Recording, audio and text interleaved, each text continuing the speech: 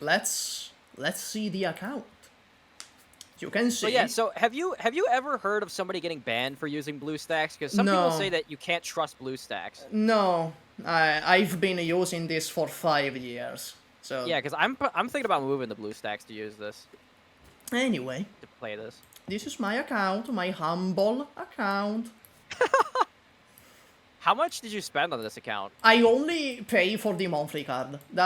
It's not whaling. This is 5 years of playing. Yeah. This is a pure like a basement dwelling, not a credit card. I like how I can tell. There was one character back there with blue hair that I swear it's from a collab. Wait. Who? Back a little bit more to the left. A little bit more, maybe?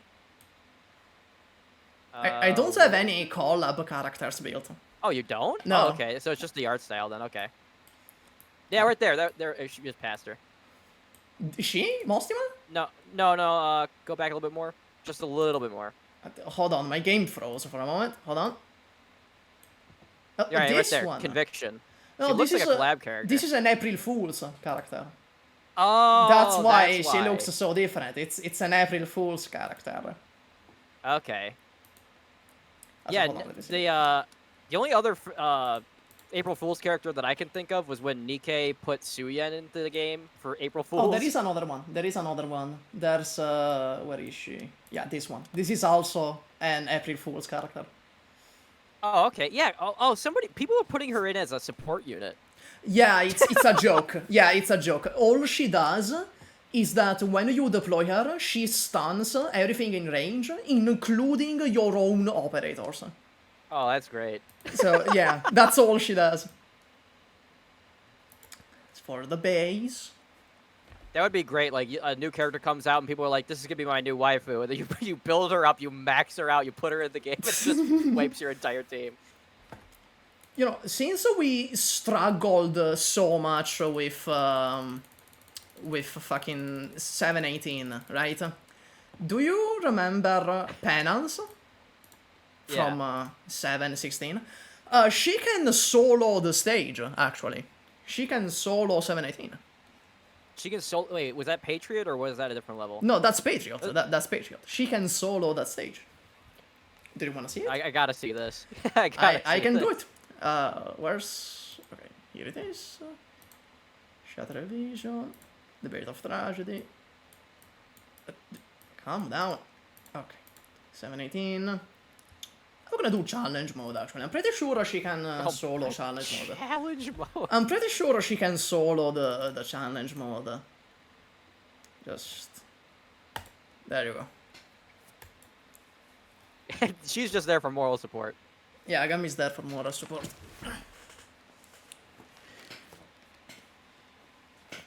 Let me see if I can remember how to solo it with her, because if I remember correctly, you need to do some mine fuckery to get the solo.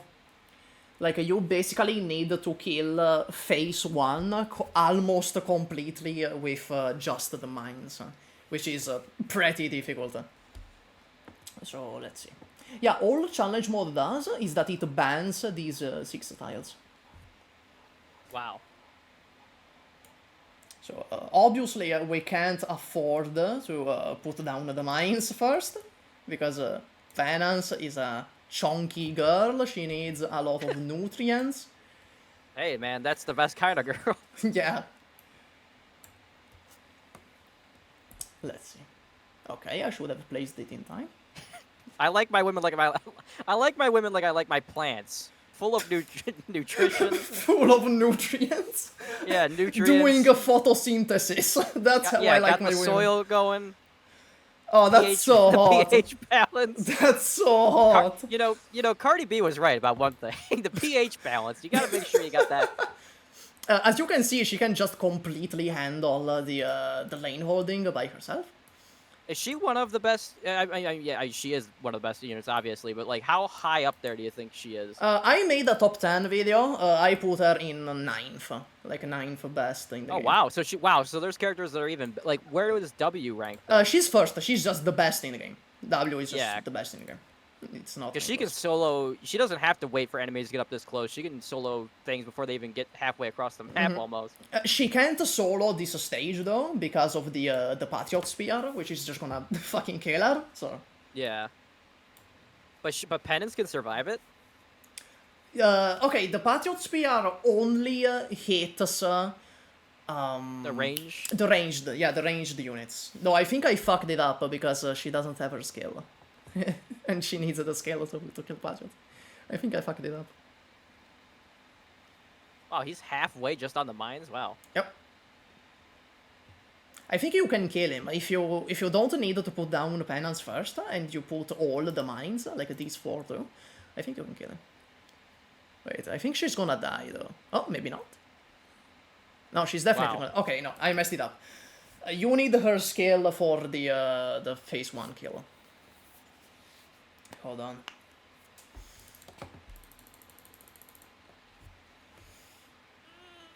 Honestly, I don't know why I activated her skill because she can solo. She can solo. You have Gummy on Russian, but she spoke in English in that.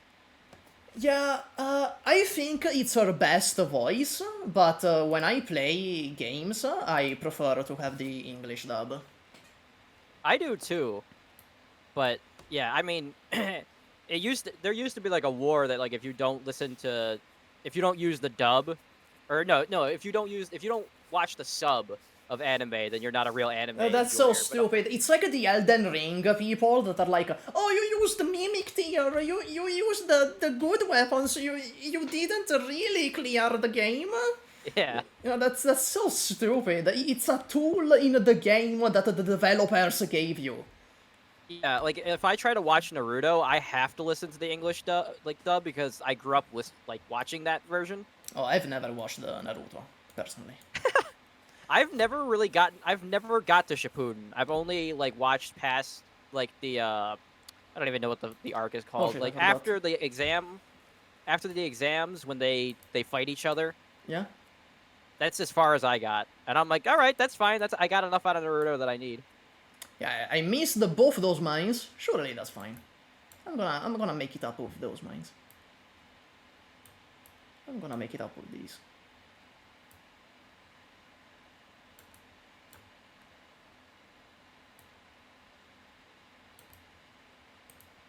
Do I actually not make it in time? Damn. No? Okay, that made it, somehow.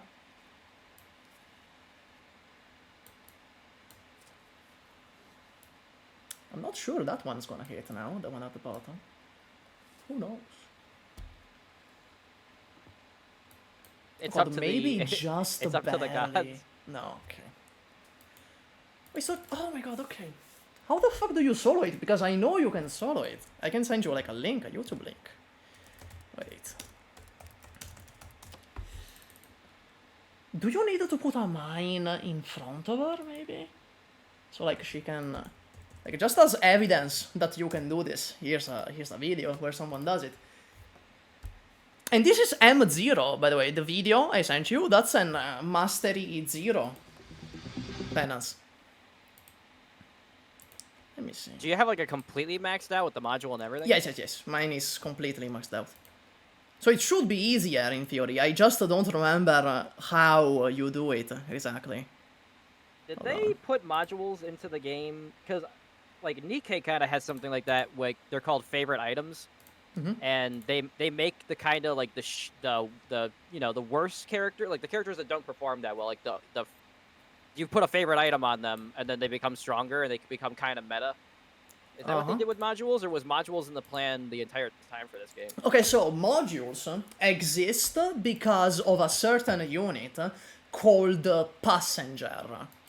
So this Passenger guy, he's a 6-star caster, and when he released, he was so catastrophically ass that it made the developers create the module system. That seems like that's what I thought it was like.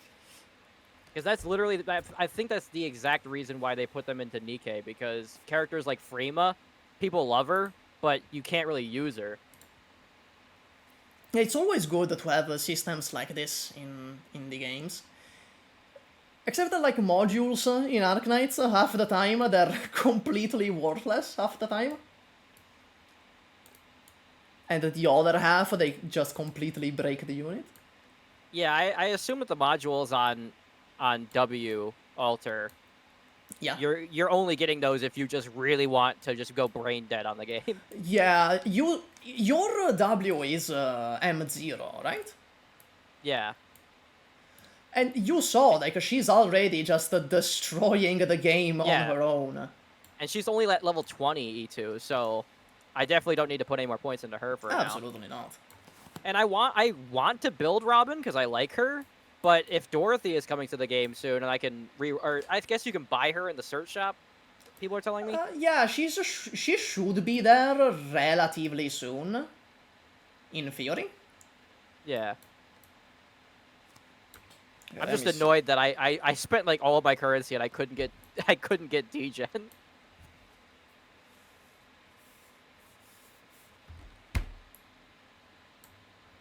Oh wait, maybe you can't solo in challenge mode because he has too many HP to get killed by the mines, maybe. Yeah, definitely. So it's the normal mode that you can Yeah, solo. it's the normal mode that you can solo, because you need the tiles to put down the mines. You need the tiles. But as you can see, the challenge mode, it's not that much more difficult. All it does is just ban some tiles, which I don't think we were even using in our clear. I don't think we used those tiles at all.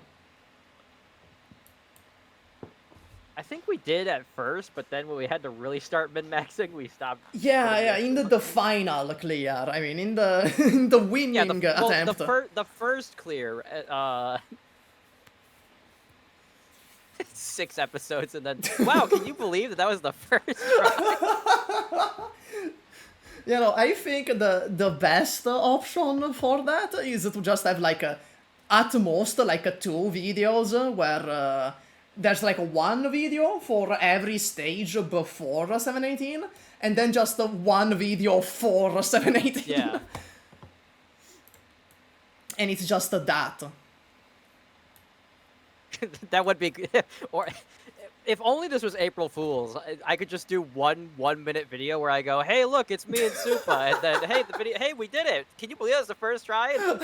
And that would be pretty funny on April Fools.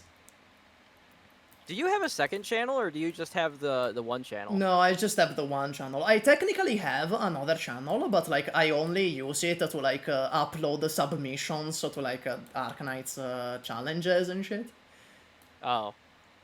So it has like 5 subscribers. Let's see, maybe just literally making him a path of mines is gonna work. Let's see. I love how he just stands there and recollects himself. Yeah, he has to like figure it out. You know, he's a senile old man. Like canonically, Patriot is like a crankly old corpse, pretty much. Maybe for like the 100th Arknights video that I make, maybe I'll do a story recap. Oh wow, that means you're gonna read the story though. Are you sure? No, I'll have somebody else will read it to me, and oh, like a little bedtime story. Yeah, and I'll have Subway Surfer and Family Guy on my other monitors to avoid copyright. No, I'll have it on my phone because then I can't go through my speakers or my headphones because people will hear it, and then YouTube will delete it, and then nobody will be able to see that I know the story. Oh my god! I swear to God, am I gonna fail the solo because I missed the 1 mine? Is this what you're gonna tell me? Oh my god! Oh sweet baby Jesus! Wait, I believe in Penance. I believe in Penance. I was gonna say maybe you gotta put Gummy down, but he's just gonna smack her and delete her. Let's see. Maybe not. Who knows? Maybe not. Maybe not. Maybe she can take it. Maybe she can take it. Okay. Okay, no. I retract my statement. Okay, so how the fuck do you kill this guy in phase 1? You don't have enough mines. What is this video? What the fuck? Because there's a video that proves you can do it. Clearly. And now your game's just deleting itself. Yeah, I told you, my PC is not the best. It's not the greatest PC ever. Okay, I see the strat now. Okay, now I see the the fucking strat. In phase 2, you know how in phase 2 he was just killing everyone? In Yeah. phase 2, Penance just tanks that shit. She just tanks it. Are you playing Girls Frontline too? No, and I don't think I'm gonna play that. I already play Arknights and Star Rail, and that's already a lot. And already I forget to log in sometimes. So. Yeah, I tried to do Snowbreak, Brown does too, Nikkei, Wuthering Waves, Zenless Zone Zero, and Honkai at the same time. I tried fucking Wuthering Waves at launch, like actually unplayable. I swear to God, that shit was you actually stuttering and unplayable. everything. Yeah. I had one of the unfortunate PCs where the game just refused to run. Yeah, I mean, I had a weird thing with Wuthering Waves where every single action that I inputted would stutter the game, but once I did every single action I possibly could, the stuttering would stop. Okay, so it's a compiling issue for you. Like the game was compiling all the assets when you did the action, and then once you did it again, the files were already compiled, so it didn't need to do it again. The latest update, for whatever reason, it did that whole like that thing where it goes to patch and it says like allocating files and it like never allocates the files. Oh, that happened to me in Zenless, actually. I had to stop playing Zenless because it kept verifying the files and I just except this was like it was trying to update the patch and it just wouldn't. So I reinstalled the entire game and now I don't have that stuttering when the game starts up. I missed the fucking mine, by the way. Ah! Whatever. You can watch the video. You can watch the fucking video where she solos it. You can watch the video where she does that. Yeah, we just need we need 3 hours and we can min-max that and we can get it. But yeah, it's just a mine fuckery. If you place down the mines correctly, you can solo it with Penance. I sent you the video as evidence so that you can do it. You can do that. Yeah. I mean, wow, can you believe that was the first? Wow. Wow, yeah, we did that first try. Like, put on screen when editing, just put the video that I sent you. Oh, can you believe it? I did that. Can you believe that? So clearly not your account. Like, show what you go in with, and it's a completely different build. Yeah. Wow. I mean, wow. I was just gonna say we lost the footage, but I mean. No. It's all there. It's all there. It's oh my god, you have a lot of currency. Yeah, it's on screen right now. Oh, do you mean the random? Yeah. Yeah, you got a lot. Holy crap. It's because during year 2 of this game, I didn't roll for like anyone. I did like a year straight of just saving. So I still have that from That's the one thing I like about like when you are playing multiple gacha games and they release like a dude and you're like, oh, thank God I don't have to roll again for a while. I can take this month off. Oh, that's not gonna happen in like Star Rail anytime soon. Oh yeah, because they keep changing the meta and releasing the new meta character. Yeah, beside just being meta, it's a bunch of beloved characters. You know, there's Sunday, there's Tingyun. And then that new chick, Aglaea or whatever. Oh yeah, I'm gonna roll for her, Aglaea. I'm skipping Sunday, and I know it's probably gonna. Well, you need him for the meta. You need him. No, you need him for Aglaea specifically. Oh Christ! You need him for Aglaea specifically. What the hell? Okay, so Sunday, he's a summoner. He's a summoner support. He's like the best in slot for summoners. And Aglaea, she's the first 5-star summoner. So great. So yeah, if you want Aglaea, you should get Sunday. Well, that's good because I'm not pulling for Lighter in ZZZ, so. Bro, Lighter is so hot, bro. Lighter is so hot. He's so hot, Lighter, bro. It's crazy. He's so hot.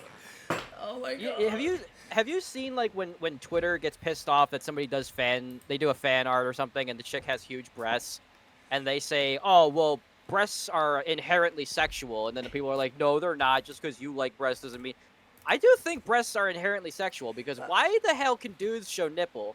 But Well, if a woman okay, shows but that's nipple, it's a nuclear that's a explosion. societal thing, you know. They are inherently sexual because society made them inherently sexual. Well, yeah, because like technically, like breasts are just to like feed a child or like whatever. Yeah, they're just like big lumps of meat at the end of the day, you know. There's nothing Yeah. inherently sexual about it. It's a purely. But I have been a vehement supporter of the free the nipple movement. If you're gonna free a man's nipple, then we want this equality. We Brother, gotta start. you just say that because you want to see girls with their tits out. No, that's it's a principled stance. No, I don't show my nipple, and women don't show me theirs. So it's a principled stance. No, that's pure. That's your Gunnar brain that's speaking right now. That's not any like a philosophical stance on society. No, you just want to get off. That's all there is to that. Listen, if guys can walk around in public with their nipples out, then we gotta get this equality going. True. Then why not the reverse? You know, if girls can't go out with their nipples out, then the guys shouldn't as well. Lock them up. Lock them up. Yeah. I'm sick of this. I mean, they're giving us ugly men a bad name. I mean, they're flaunting their sexuality. I can't. True. I can't flaunt. I don't have sexuality to flaunt. You can't either. You could work out, you know, to get the sexuality to flaunt. Yeah, but that doesn't fix your face. Well, my face, I mean. I mean, you could like smack it with a hammer and see if that does anything. What you do is you burn your face off, and then you can wear the wraps, and then women will be like, "Oh my God, he's so mysterious." What are you, Jeff the Killer? What do you mean burn your face off? Are you fucking Jeff the Killer? What do you mean? No, it's more like women love the Invisible Man, and he had to wrap his face so that people didn't know he was there. True, you gotta like be like a mysterious anime character. Yeah, and that dude from Fallout New Vegas, everyone loves him. I didn't play Vegas, but yeah, I know what you're talking about. Yeah, he just loads magazines all day long and looks cryptic. Cut this out. Cut this out of the video. I don't even know what word I'm trying to think of. Like cryptic. Secretive, cryptic. I guess. Cryptic. Yeah. He's a cryptid. He was created in yeah, he's fucking Mothman. Yeah, he's fucking Mothman. Oh, Mothman. Do you ever play the Shin Megami Tensei series? No, but I do play like a lot of Persona, which is like a spin-off of Shin Megami. Yeah, so you know Mothman from those games too. Yeah, he's such a silly goober. They made him so like harmless. He looks so harmless. He looks like a plushie. And like when you get him, you expect to be like, oh wow, he's probably gonna be like decent. You're like, oh, he doesn't really do anything. I mean, really. He's like a good like a mid-game Thunder Persona, or like a demon, I guess.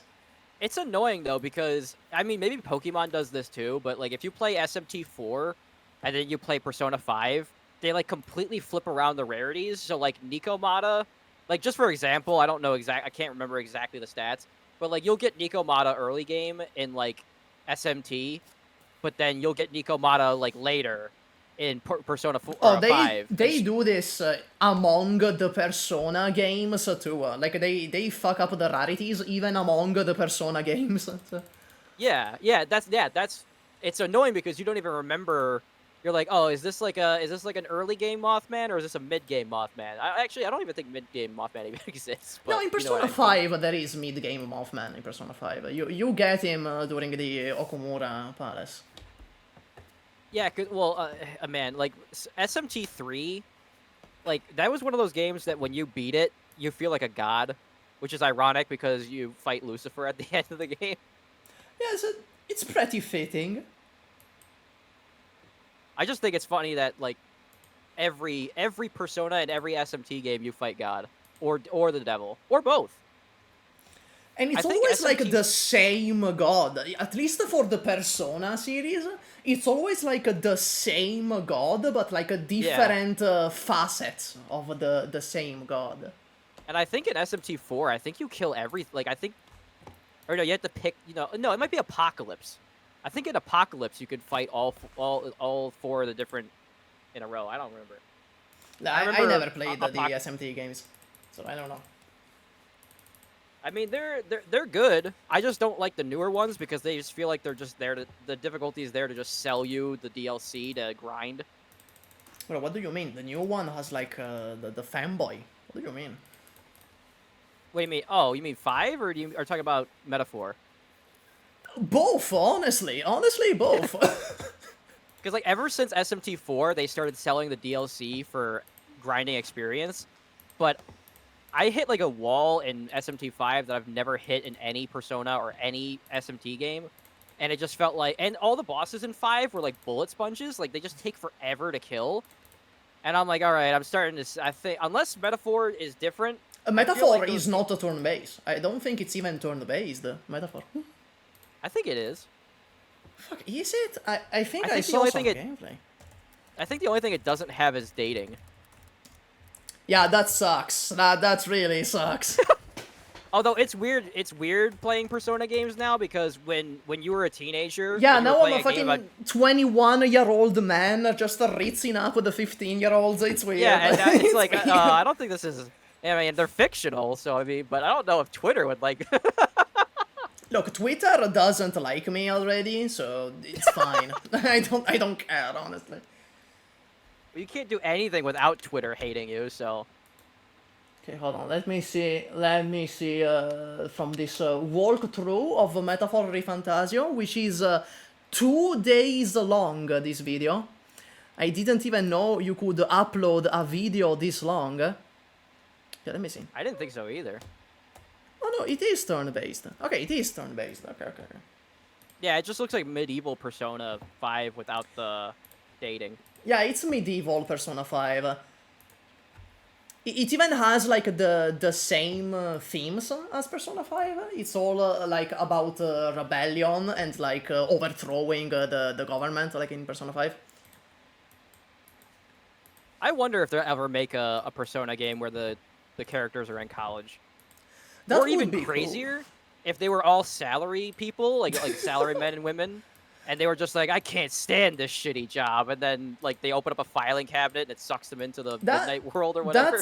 That's basically Zenkichi in Persona 5 Strikers. Did you play Strikers? No, I didn't play Strikers. So in Strikers there is this character, this party member, which is actually just a salary guy that is fucking tired with his life, and he joins the Phantom Thieves. I mean, Persona took so much inspiration from JoJo that what doesn't make sense for them to not completely change the setting now. Yeah. Every Persona game is completely different. Like Persona 4 is just JoJo Part 4. It's the same thing. Yeah. It's the same fucking thing. But like, I'm surprised that when they remade 3 that they actually kept the evokers in.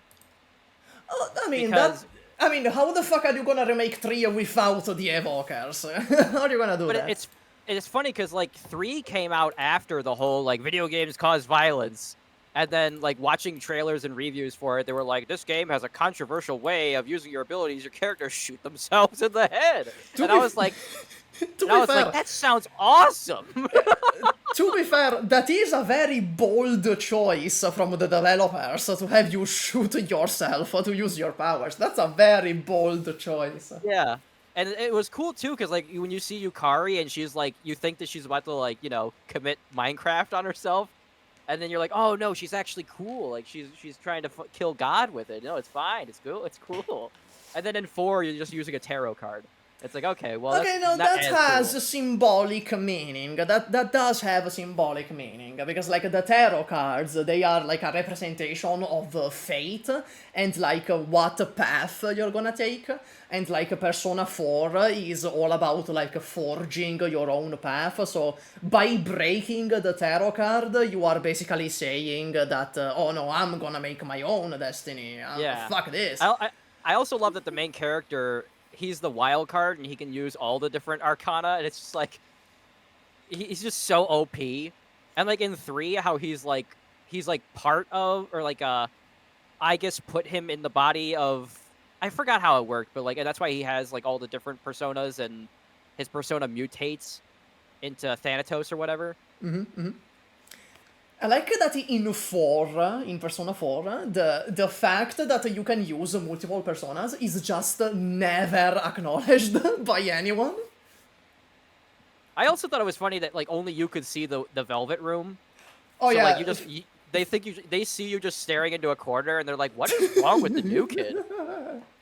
And he's like, "You guys didn't see the guy with the big nose?" So they're like, "What are you talking? Are you okay?"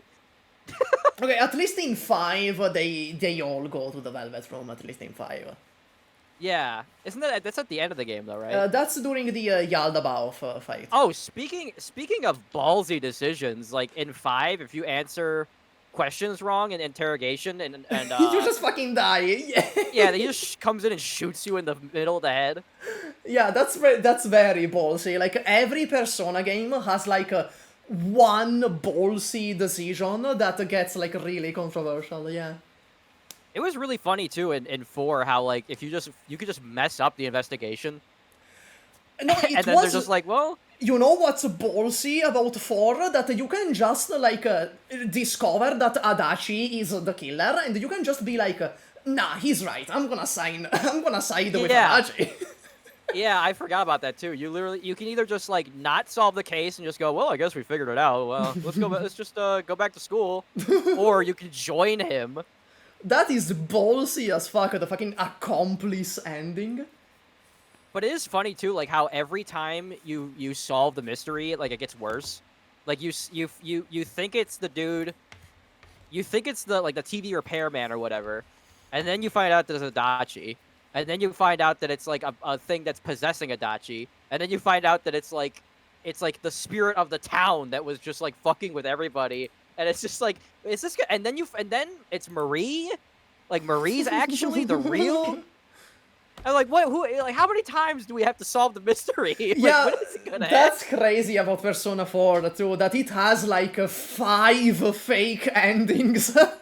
Yeah, and I never finished Royale, but I assume Royale is the same thing because they ever since Golden they've been basically doing. Like, No, Royal is not the same. Royal, basically, how they did it in Royal is that there is the entire vanilla storyline.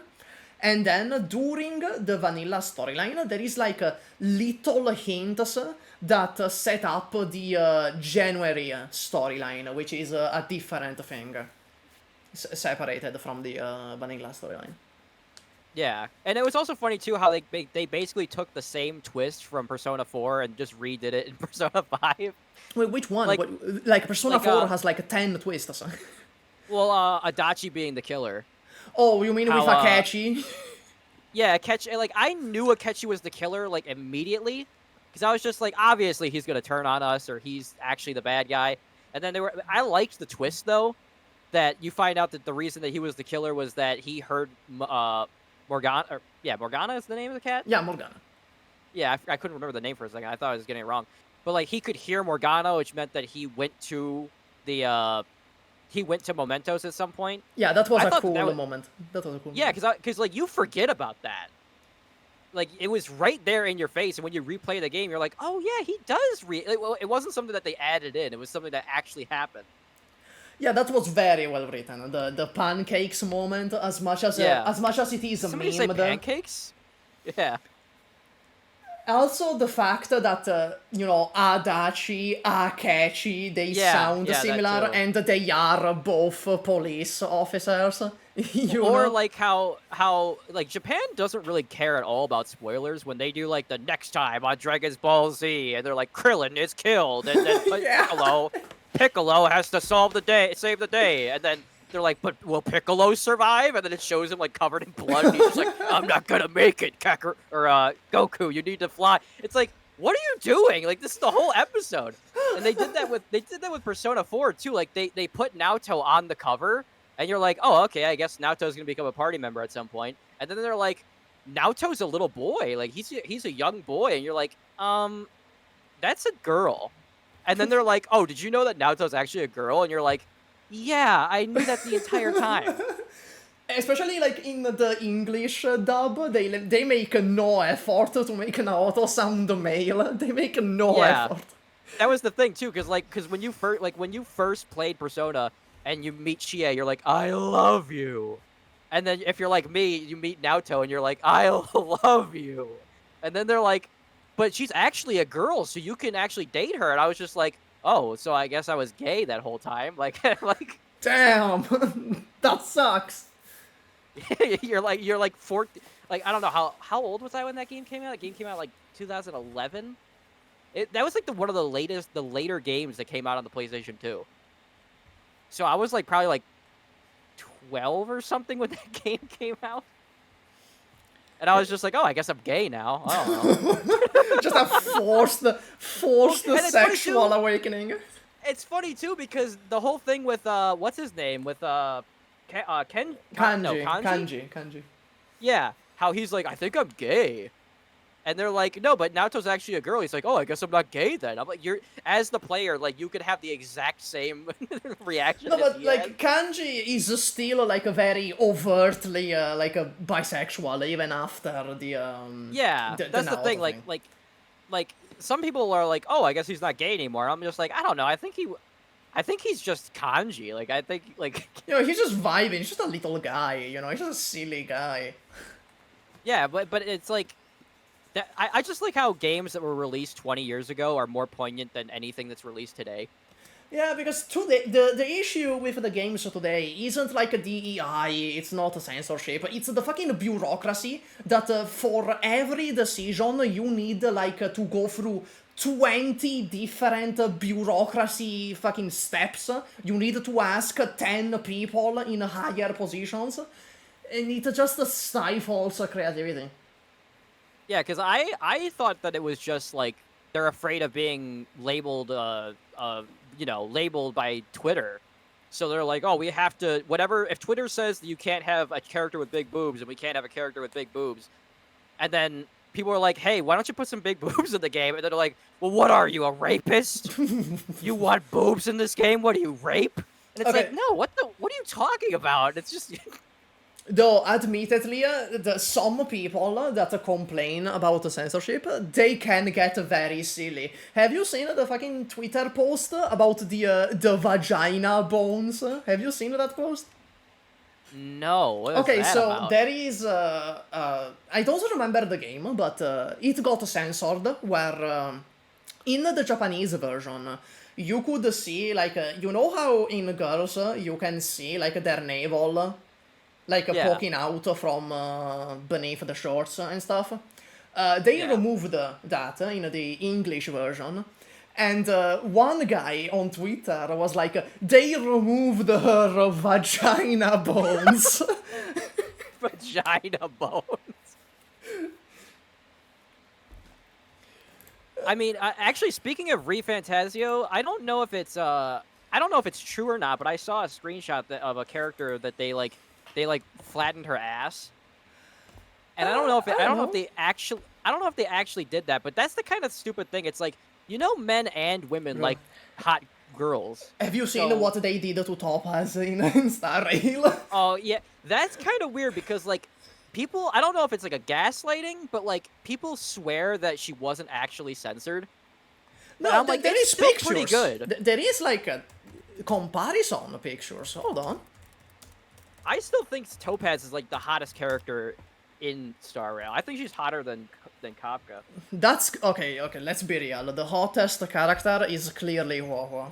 Okay, let's not. One of the reasons why I didn't pull for her was because I was just like, I don't want a crying girl on my team. Boo! Never talk to me again. Never talk to me ever again. Never speak to me ever again. But it's annoying because like apparently she's like. People were saying that she was good for DOT teams, and I'm just like, aren't DOT teams dead now? Oh, they are. Yeah, ever since Acheron, like, nihility doesn't mean what it used to mean, so... Okay, so Huohuo is good for, like, every character that wants to get their ultimate. That's her thing. And that's the other thing, too, like, if I skip a character, I'm afraid to roll on the rerun, because I'm like, aren't they just gonna make a new character that's a better Huohuo? or a better. With sustains, it's improbable because like Fush 1, she came out in 1.3, and they still haven't power crept Fush 1. I don't know, because I thought Aventurine was supposed to power creep her. No, it's not really a direct power creep, no. Aventurine is better. Aventurine is better, but it's not a direct power creep. Yeah, I was thinking about rolling for her, but I think I either skipped her or they just didn't re-roll her. Fuck, yeah, I don't think Fush 1 has rerun yet. Because now they're they're starting to have so many characters. They're now like putting out 3 reruns alongside. Honestly, that's a good thing. Like a shit ton of reruns, that's a good thing because it means they're still gonna make money. Yeah, no, I mean even for the player, because even if you miss a character, by doing so many reruns, they're gonna like come back relatively soon. So. Yeah, and that's one thing that I like. Nikkei is good with that, where the character is limited, and then like 2 days after they're not available anymore, they're put in the standard pool. But there's so many characters that it doesn't matter. Like, you're probably still gonna have to wait a while to pull the character you want. It's diluted. Yeah, so the company still makes money, and you still have something to work for. But I hate when games make almost every like Huohuo does this a lot, where they make characters that are limited, and then you have to wait forever for one to get reran because they just forgot about the character. Yeah, that's Genshin. They do that in Genshin. Dude, yeah. ClayYo, I don't know how to say her name. The chick that has like, I don't even know how to explain her. I feel like they reran one character like 3 times, like 3 patches in a row. They reran her. It was insane. Wait, I didn't hear about that. I didn't see some character with her name starts with a C, like Shio something. I don't know Genshin characters. I don't know them really either, but like it was like they released her, then there was a new character, and then they reran the character right before that. And I swear they did that like 3 times. And it was stupid because like if I was ever gonna play Genshin, I would want to pull Yelan. I think that's her name, the blue chick. Like the very tall, blue hair. Yeah, I think that's Eula. That's Eula, I think. Yeah, I don't remember I don't know the names. I'm gonna show you. I'm gonna show you that picture. I think she's like the Kafka of that game. Like she's like what everybody like simps for, I guess. No, in Genshin that's Raiden. Everyone simps for Raiden for some reason. Because I don't get Raiden. She looks so ugly. Yes, anyway. I feel I don't even count the Raiden the Raiden variants as waifus because. Okay, no, that's not the one I was thinking of. Oh, okay. Is it like the Miku? Like the one that looks like Miku? No, I can find it.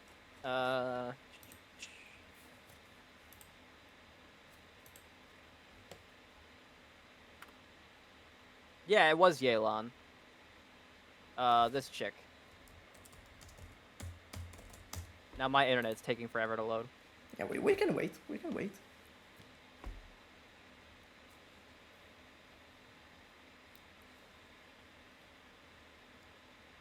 That chick. Oh, fuck, what's her name? Is it actually Yelan?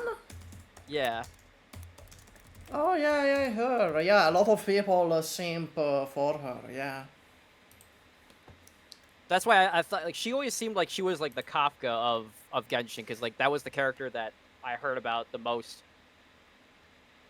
Yeah, now, in HSR, it's not even Kafka, the most simped character, it's Firefly, that's the most simped character. Yeah, I mean, it's kind of, she has, like, an unfair buff, because she, like, died, or she's not real, or she died, or, like, whatever, like... No, she has an unfair buff because she was specifically made to be like the canon GF. You know, she's actually just the canon GF for the protagonist. I thought that... Oh, no, okay. I was about to say, I thought that was Robin, but that... that was just Tectone being Tectone. No, that's Tectone doing Tectone things. No. Don't worry about Tectone. Tectone is doing other Tectone things right now. Yeah, he's busy with some allegations at the moment, Tectone. We're not gonna talk about it. Oh man, this year was just this year was crazy for Bro, drama. this was the worst year to be a minor. This is the worst year to be a minor. I don't think his was a minor though. Yeah, okay. At least it wasn't a minor. There you go. At least it wasn't underage. I thought it was funny that, like, with Dr. Disrespect, he basically, like, when he came back, basically all he said was that the messages were inappropriate. I didn't say that they were sexual. And then people were like, "Oh, okay, we'll come back. We'll watch his videos again." I mean, to be fair, he kinda fell off. Like, his viewership isn't like it was back then. He just got a deal with Rumble, but, like, dude, when he first came out, he was the only streamer that I watched. Because that was when PUBG came out, so I was just like, I was playing PUBG and I was watching him play PUBG, so I was like, this is awesome. A brand new game, everyone's playing it, and this is the new streamer that everyone's talking about. And then he got banned off of Twitch, and then the allegation. Bro, did you see the fucking checkers chess picture that he posted? Oh my god. That's so and then stupid.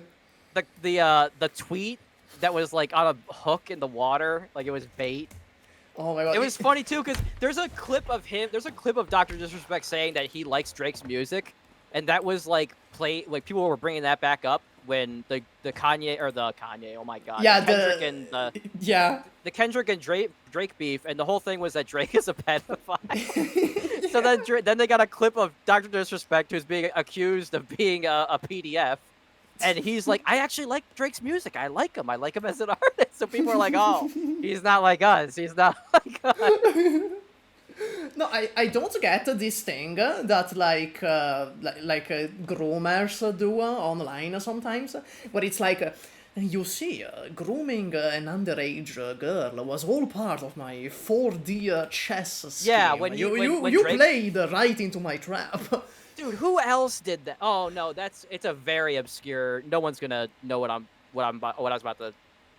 But when people do that, like when they go, no, I just wanted, I told everybody that I was a PDF so that I could find out the leaks. I could figure out that I was just putting that out there to find out who would go along with it, so that I could figure out who the bad actors are. And I'm like, dude, you just called your plan was to have the whole world think you're a PDF file so that you could own somebody. Dude, that doesn't make any sense. No. That's kind of what Dr. Disrespect did. But then when he came back, he goes, I said inappropriate messages to a minor. I didn't say sexual messages to a minor. And then that's when I was just kind of like, okay, so like what? He made like dick jokes to a 17. And that was the thing, that they might have been 17, but that doesn't mean that they were a minor in that state. Oh, yeah, that's also another defense. It's technically legal. But the thing with that is that apparently the federal law takes over at that point, and the federal age of consent is 18. So even if you're or 17, like I don't know what it was, but apparently, like if you sexed a 16-year-old in a state where they're 16, apparently the federal law can still take over. So even if you technically didn't sext a minor, you're still sexting a minor. Yeah. But that's why I'm just like, don't people know that there are no women online? And if you are a PDF file, you're not going to you're not hooking up with an underage girl or whatever online. Yeah, it's gonna be me. Yeah, like it's like I don't understand like how demented you have to be to actually message. Like, first of all, to sext a woman of any age online, you know that those messages are getting out. But to go after a suspected minor online, like, the EDP shit is crazy. Did you see, like, when he tried to pass it off, like, oh, it was like an acting gig. I was going there to pretend to be a pedophile for an acting gig. Yeah, but it's like, dude, you were on camera saying, I was scared to get a cupcake. And then he's like, no, it was acting. Like, if you're going to have a story, you can't change the story. It's all recorded. Oh my god. Bro, as I said, this was like the worst year to be a minor. Worst year. Dude, especially like with the Drake stuff. Like, Drake brings a 17-year-old girl on stage and asks her age. She says she's 17, and then he kisses her. Oh, and people are like, what the hell? And then he was like, oh, I'm hanging out with Millie Bobby Brown before she turned 18, and I'm tutoring her. I'm going to mentor her. And people were like, what the fuck? What? What the fuck? What possesses you to, like, admit that? Like, okay, you're doing that, but, like, why would you admit to it publicly?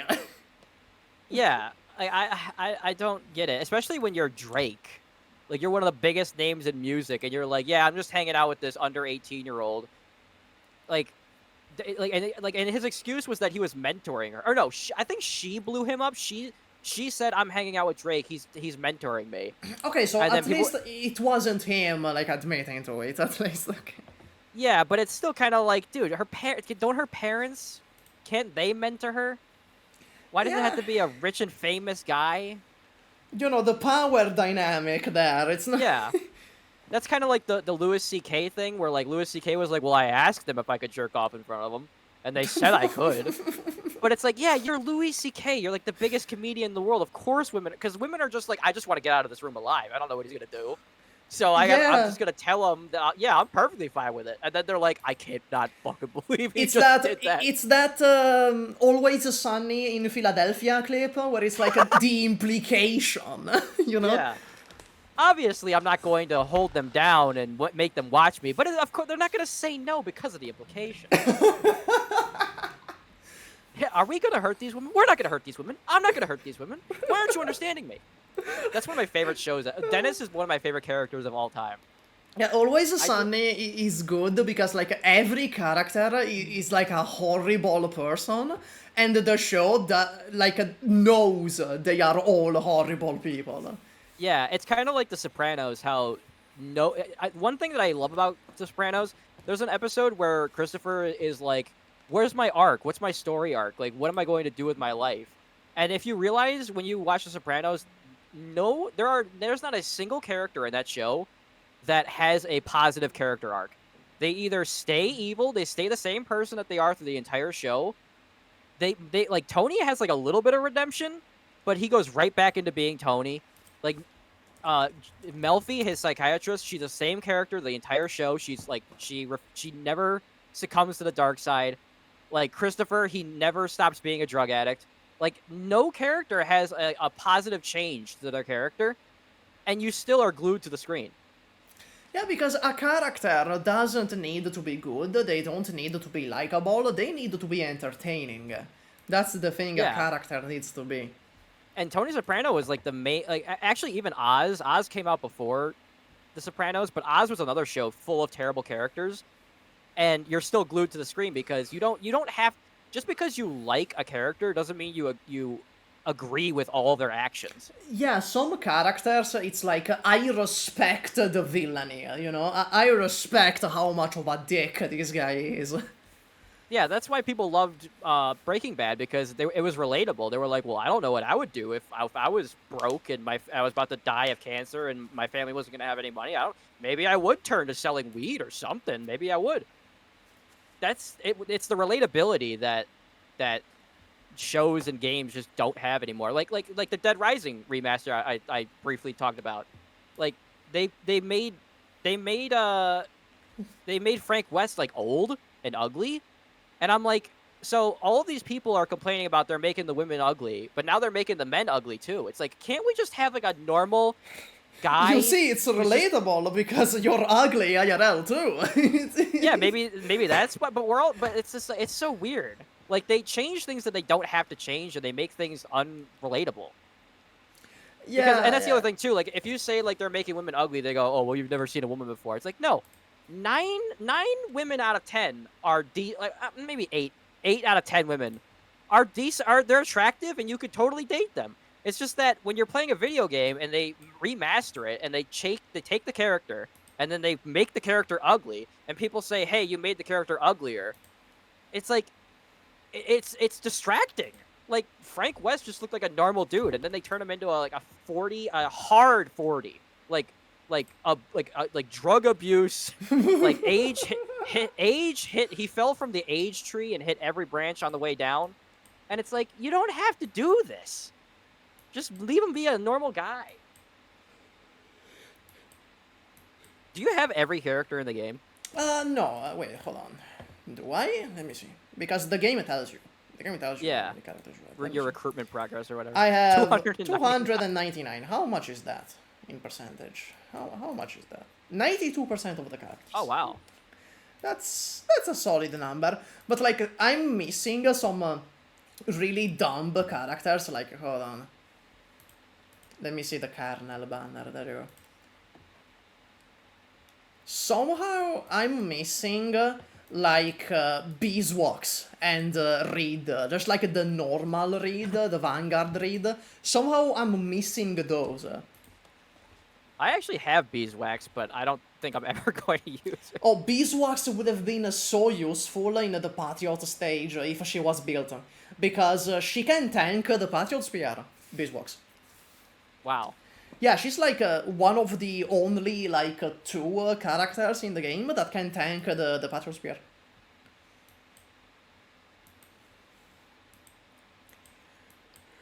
So like in my clear, back in the day, you know, back in my days in 1922, I used the Beeswax to tank the Patriot Spear to just keep baiting it while I killed the actual boss. Do you have multiple accounts, or do you just have this one? No, I just have this one. Like, I already struggle to manage Arknights and Honkai. I couldn't get another account. That's where I'm getting, because I want to play Girls Frontline 2, and I'm like, I'm going to have to drop another game. But I don't know if Girls Frontline 2 isn't that, because I want a strategy gacha game, and like, and this is a strategy like XCOM type game, so I'm like, oh, okay, I'll try it out. Oh but, shit, it's like XCOM? I didn't know that. Yeah. I'll try it then, I'll try it. They're calling it like waifu XCOM, basically. Yeah, you know, I give every gacha at least like 1 try. You know, I tried Zenless and bro, I hated the TV mode in Zenless, so I dropped it. That's weird too, because like I heard apparently they said that they're committing to dialing back the TV mode and almost taking it out of the game completely. But then people said, no, we like the TV mode. So they went from the TV mode is ass, take it out of the game, to okay, well, we'll dial it back, to no, don't dial it back. Okay, so what happened? Okay, what happened is that 1.0 releases, you know, the game launches, and there is a lot of TV mode. Like, actually, 80% of the game is just a TV mode where you're playing, like, a shitty Mario Party games and basically doing interactive cutscenes. And so people were like, okay, look, the best part of your game is the combat. Why is there so little combat? So the developers take that feedback, and they're like, okay, we're gonna dial it back. 1.1 releases, and the TV mode is just gone. Like, they didn't dial it back, they removed the TV mode from 1.1. And so people were like, hold on, what the fuck happened to TV mode? Why the fuck did you just take it out? And yeah, since, hold on, the story still goes. Since a lot of cutscenes and story moments happened inside the TV mode, now they happened inside the fucking VN text cutscenes, which just killed the pacing of the game. It just murdered the pacing. And so that's why people wanted the TV mode back. Yeah, I could understand, because like I played a lot of the Etrian Odyssey type games, like Persona Q and Q2. They're basically Etrian Odyssey, like dungeon crawler games, but with Persona. So like I played those and SMT Strange Journey, so I understand like playing an RPG with like a limited budget where you can't have 3D models and you know you live with the 2D sprites and everything. So the TV mode didn't really annoy me that much. It does get boring and repetitive, but like that's the whole point of having multiple modes, so you don't get bored of one too fast. Yeah. So, but people criticized me when I put out some videos about it, and I was saying like I like the game so far. I just hope that it has more 3D and like environmental stuff. And people were like, the TV mode is perfectly fine. I like the TV mode. Fuck you. And I was just like, no, I didn't say that you're a bad person if you like it. I didn't say that I hate it. I just said I hope there's more 3D. And it's like, and that's like the Twitter brain rot, where like if you aren't 100% on somebody's side, then you're a murderer or you're a rapist. And it's like, no. you can calm the hell Yeah, down. it's the us versus them mentality. It's the in-group, out-group mentality. Did you ever play, like, No More Heroes? No, but I hear it's really good. Yeah, the first game had open world, but everyone said that the open world wasn't that great. So in the second game, they just took the open world out completely. And it's like, no, That's a bit drastic. Yeah, I'm like, just tweak it a little bit. And then I haven't heard great things about No More Heroes 3, so I haven't really, like, looked into it. Yeah, but it's just like, yeah. I don't know what happened with No More Heroes 3. Like, it got announced, there was like a shit ton of hype, then it released, and I never heard about it ever again. Yeah, it's just like, it's sad because Suda51 is one of my favorite developers. Like, I love the game Killer 7. I don't know that one. I don't know if you would like it. It's very avant-garde. It's more of like an art game than a game. It's weird. Like, you hold down the A button to move, and you reload by flicking the right analog stick. What the fuck? And there's 7 character, or well, you switch between 6 characters for most of the game, and they all have like their own abilities and their own firing. It's a third person game, but you aim in first person. It's very weird. Like, if you have the time, like, you should look into it if you just want like a weird game to check out. But yeah, it's a very like artsy kind of, like, does not care if you don't understand the story, does not care if you don't like the controls. I like it though. It's cool. Okay, so it's kind of like Silent Hill 4, The Room. So it's kind of like that. Well, like, okay, that's kind of a bad example for me because I don't really like Silent Hill 4. I mean, yeah, that's what I mean. That's what I mean. They are both like very artsy games that don't give a fuck if you like them or not. Yeah, Silent Hill 4 is weird because it feels like they wanted to make an escape room, like, short little game, and then they were like, shit, we need to make this into a Silent Hill game. And there's debate on whether or not it was ever going to be a Silent Hill or it was always going to be a Silent Hill. But, like, when you play that game, when you go back to the room every 2 seconds, and it's like, okay, I like the room, but can I make some progress? Like, I have to be able to make some progress in the Silent Hill world. I can't be going back to the room every 2 seconds. And it's like, yeah, the room is cool, but when you force me to go back there every 2 seconds, and they flooded you with enemies in that game, like, at the beginning of the game, you get, like, 40 bullets, and they spawn, like, 700 enemies and dogs and moths and stuff. And you're like, and for me, I'm like, dude, I love the setting, I love the concept, but it's too many dogs, too many zombies, too many floating ghosts and everything. And it really hurt the game for me. Like, if I sat down and really gave it a try, I'd probably like it, but yeah, it was definitely experimental. Yeah, that's what I meant. It was also like an experimental game that didn't really care if you liked it. That's the comparison I was trying to get at. Yeah. And Killer 7 is way more so. Like, Killer 7's just like, you're either going to love it or hate it. With Silent Hill 4, you can kind of, like, muscle through. Let me see. Oh, it's very cartoony. I like the art style for this Killer 7 thing. Yeah, it's really cool. Like, the enemies, they're called Heaven Smile, which is a super Japanese name for an enemy. But like they're created by a terrorist organization, and they're invisible to humans, so only the members of the Killer 7 can see them. And they're basically like suicide bombers. They go around and they blow up people, so the Killer 7 have to like go in and stop these creatures from killing everybody on the planet. And if you've played Resident Evil 4, like the regenerators, it's basically that mechanic. I played every Resident Evil, every mainline Resident Evil with my mother, actually. With my mother. Oh, I played it with her, yeah. My dad tried to play them with me, but he gets dizzy and he can't play video games. Yeah, no, it's more like I play while she like stands beside me, like watching the game. Because she's like a huge Resident Evil fan, my mother. She's a huge Resident Evil fan. Yeah, I've been playing Resident Evil since, like, since the remake of the first game came out on the GameCube. Oh, that's a long time. And then I went back and I replayed all of them, except for I never played through Outbreak and Outbreak 2. I'm trying to get around to do it because they were so cool. Like the concept of like it's real-time survival. Like if you don't move and you don't get the nail gun and you don't put the boards on the door and you don't get your people all in the same room, like you're going to get overwhelmed. You're going to get. It was so cool. I remember like walking home from Blockbuster with the first like Outbreak File 1 or whatever, and I was like, I cannot wait to get home and play this game, and it kicked my ass. It did not give a shit if you didn't know how to play it. I was just like, all right, I'm in a bar. Everyone's running upstairs. I went upstairs. I got a nail gun. I gotta put the boards. I'm dead.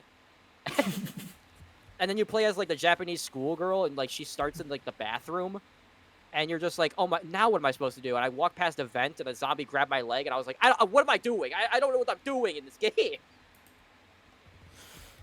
I never played the Outbreak games. As I said, I just played the main line. But this does sound very cool, like a real-time survival.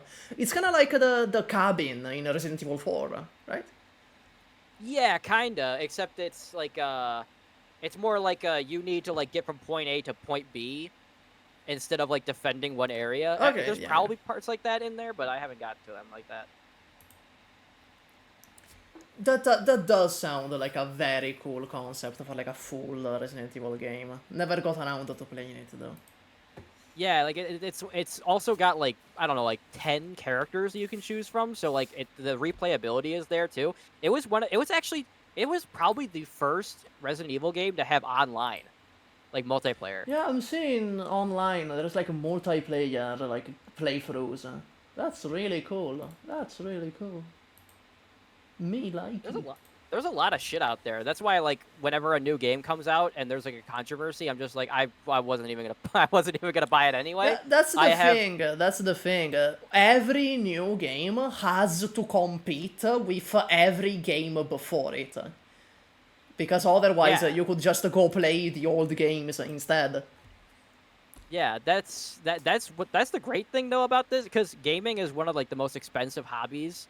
Like, if you want to have a computer that can emulate every game, and you want to play like the newest like first-person shooter, like whatever, you have to put a decent amount of money into your computer, like at least $2,000. Yeah, I've been saving up like for a year for a new computer here. Yeah, but it's like once you get it, as long as you don't get like a faulty part or something, and you take care of it, you probably get 5 or so years out of it. So. Hopefully more. Yeah, I have an Intel processor, so I'm probably gonna have to rebuild my computer. No, I've had this laptop for like 3 years now. Oh, you're on a laptop? Yeah, I'm on a fucking laptop right now. Oh wow. Yeah, but I edit on a laptop. Yeah, I edit on a laptop, but it's like I got 2 screens anyway. So there's like the laptop, and there's like a huge screen behind it. Yeah, I was just thinking more of like the RAM. Like you don't have enough. I got 16. I got power. 16 gigabytes of RAM. Yeah, I swapped it out. Like, it's one of the very few things about a laptop that you can actually swap out is the RAM. So I swapped it. Yeah, and you could get like a external hard drive too.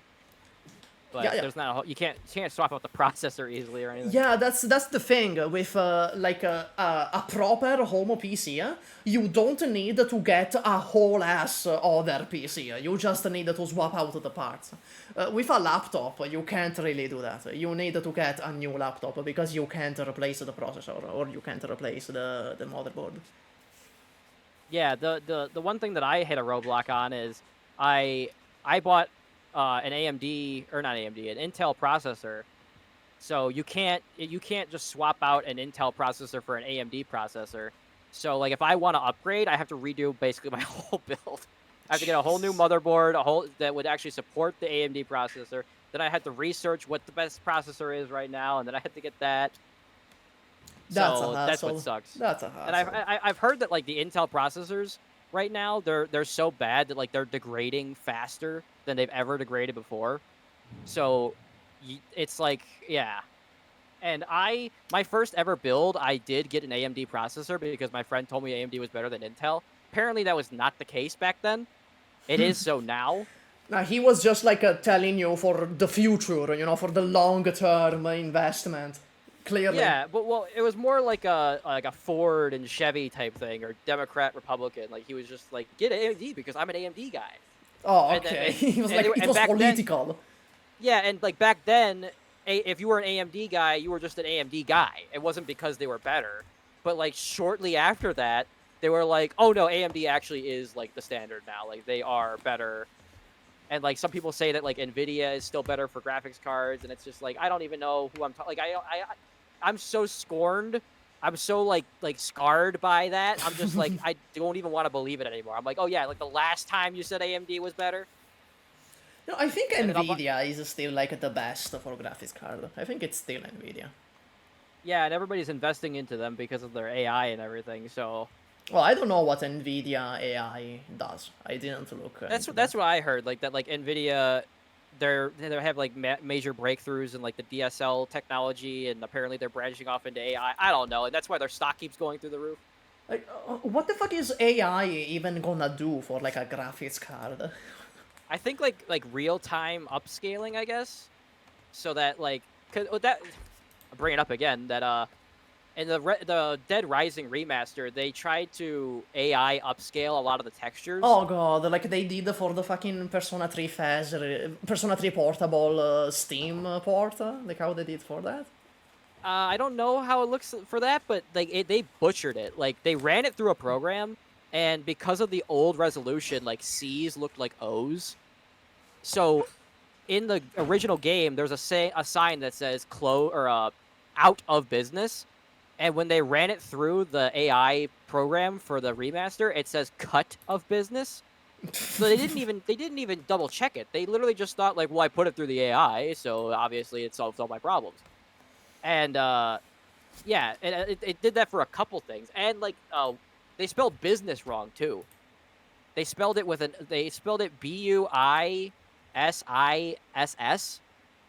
What the fuck? Like business. It's like and they didn't double check it. And it's like, yeah, you realize that AI is a tool. Like, it's not just something that you download and then all of a sudden, like, it does your taxes, it walks your dog. Yeah, that's what you I'm still saying. Have to do things. It's a tool, like any other, which is also why, like, the people that are just hate AI with all of their body, that's also kind of silly to me. Because, like, it's a tool. You can use it very well. It's kind of like how... when Baldur's Gate 3 came out, nobody said that it was woke. But then randomly, now all of a sudden when you bring up Baldur's Gate 3, you see people in the comment section that are like, woke.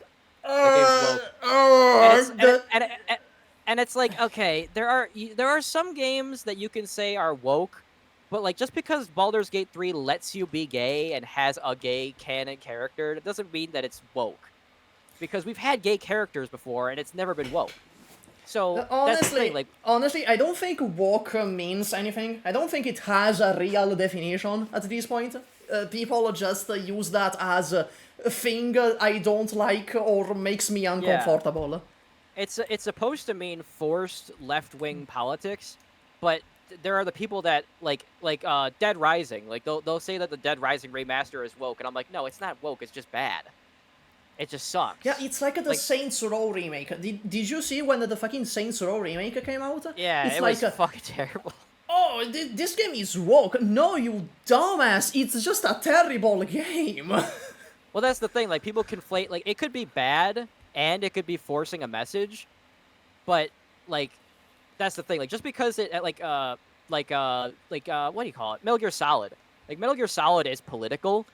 But, like, if you take it as just, like, a sci-fi, like, political thriller, like, I don't think anybody's, like, basing their political views off of Metal Gear Solid. Yeah, Metal Gear is, like, the wokest shit ever, if you look at it. It's, like, the wokest shit ever. But it's, like, but you could literally look at it as just, like, oh, this is just a sci-fi world, and it's, like, whatever.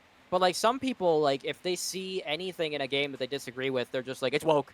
And it's like, no, a word has to mean something. Like, if you want to say that, like, Dustborn or Concord is woke. Okay, so now you have a frame of reference. You know, Dustborn and Concord, that's fair to call those. Yeah, now you have a frame of reference, but then you can't just turn around and say that, like I think somebody said that, what was it, that Space Marine 3 was woke?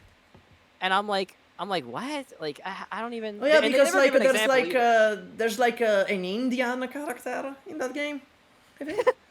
Because, like, well, the one argument that I heard was, like, oh, they're putting women in the game, and the women aren't supposed to be custodians or whatever. I don't know any of the lore. That was just what they're female custodians? How dare they? They can't do that. And I was like, oh, okay, so like they're saying it's becoming woke, like, but then they'll say something is woke, but then they won't give an example. And it's like, if you're gonna say that Dustborn is woke, and then say Space Marine 2 is woke, it's like, okay, well, those are two completely different fucking games. One's about a bunch of meatheads in space, like, you know, in like a sci-fi fascist, like, nationalist dictatorship type situation, and then the other one is the robot has pronouns. Like, it's two completely different scenarios. You can't use the same word to describe two different things. I don't get the meltdown that people have, like, over, like, pronouns in games. And, like, the character selector using body type instead of gender. I don't get the outrage over that. Well, that's the thing. This is why I think people are kind of insane, is because Baldur's Gate 3 had pronouns and nobody said shit. But all of a sudden, like, Starfield has it, and people are like, pronouns! What is this pronoun? And I'm like, I feel like with Starfield, everybody secretly knew the game was bad, but it was hyped up. But it was hyped up so badly, and people were like, "This is the next big game." So they had to pretend like they cared about the pronouns, so that they could say that the game was bad without saying that the game was bad. It was like a really weird thing where they couldn't admit that they were wrong about the game, so they had to deflect and say like, "Oh, it's the pronoun, and if you care about the pronouns, then you're messed up, and how dare you?" And it's like, no, I think the game just didn't have any content, and people they don't want to admit that they were led along by Todd Howard. I'm just glad that nowadays we can just freely admit that Starfield is ass. I'm just glad we can just admit that nowadays. Because back on release, you couldn't say that. Yeah, and then the DLC came out and no one played it, and it's like, well, where's the support for this? You all said that this was actually just unrecognized talent. This was like a great game. Just people just don't. It's ahead of its time.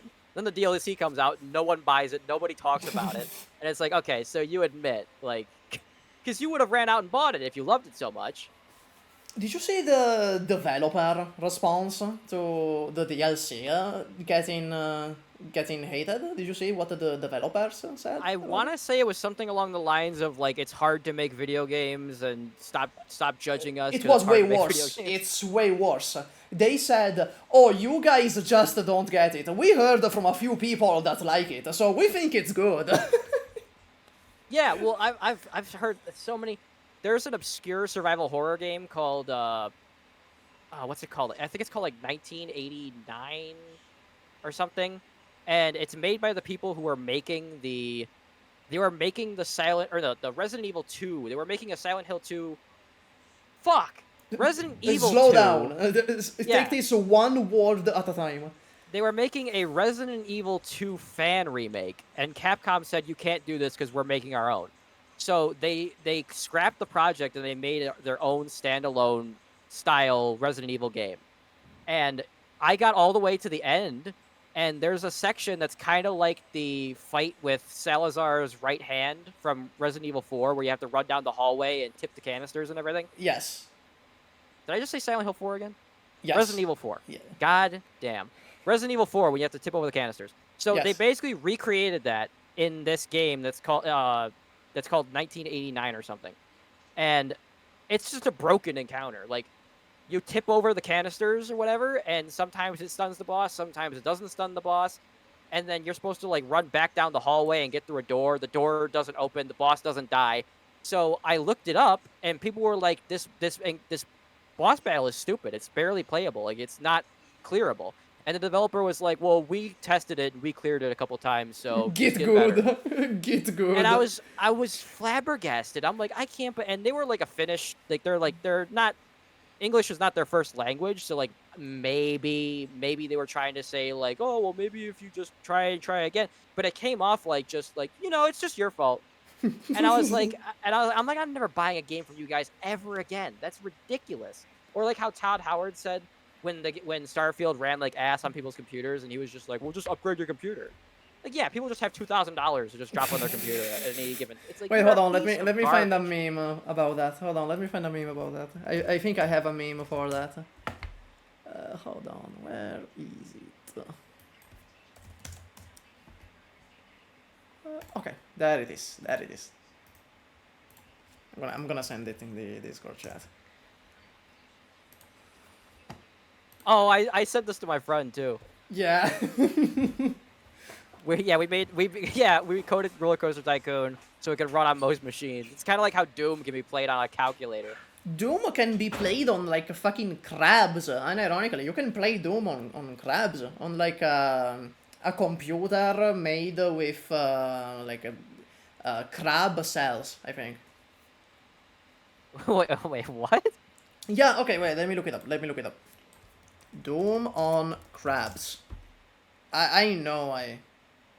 Okay, so you can play Doom off of a petri dish and okay, so it's only theoretical. It's theoretical. Nobody's done this yet because you need how many is this? 16 billion, 39 million crabs to run Doom. But in theory, you could do it because 16 you can. billion crabs. Yes, because scientists have made logic gates using crabs, which means you can make a computer using crabs, which means you can run Doom on crabs. That's and crabs are like supposedly like 100 million or billion years old or some shit. No, they're like one of the oldest living species ever, and they can still run Doom. Yeah, they can run Doom. It's crazy. It's crazy.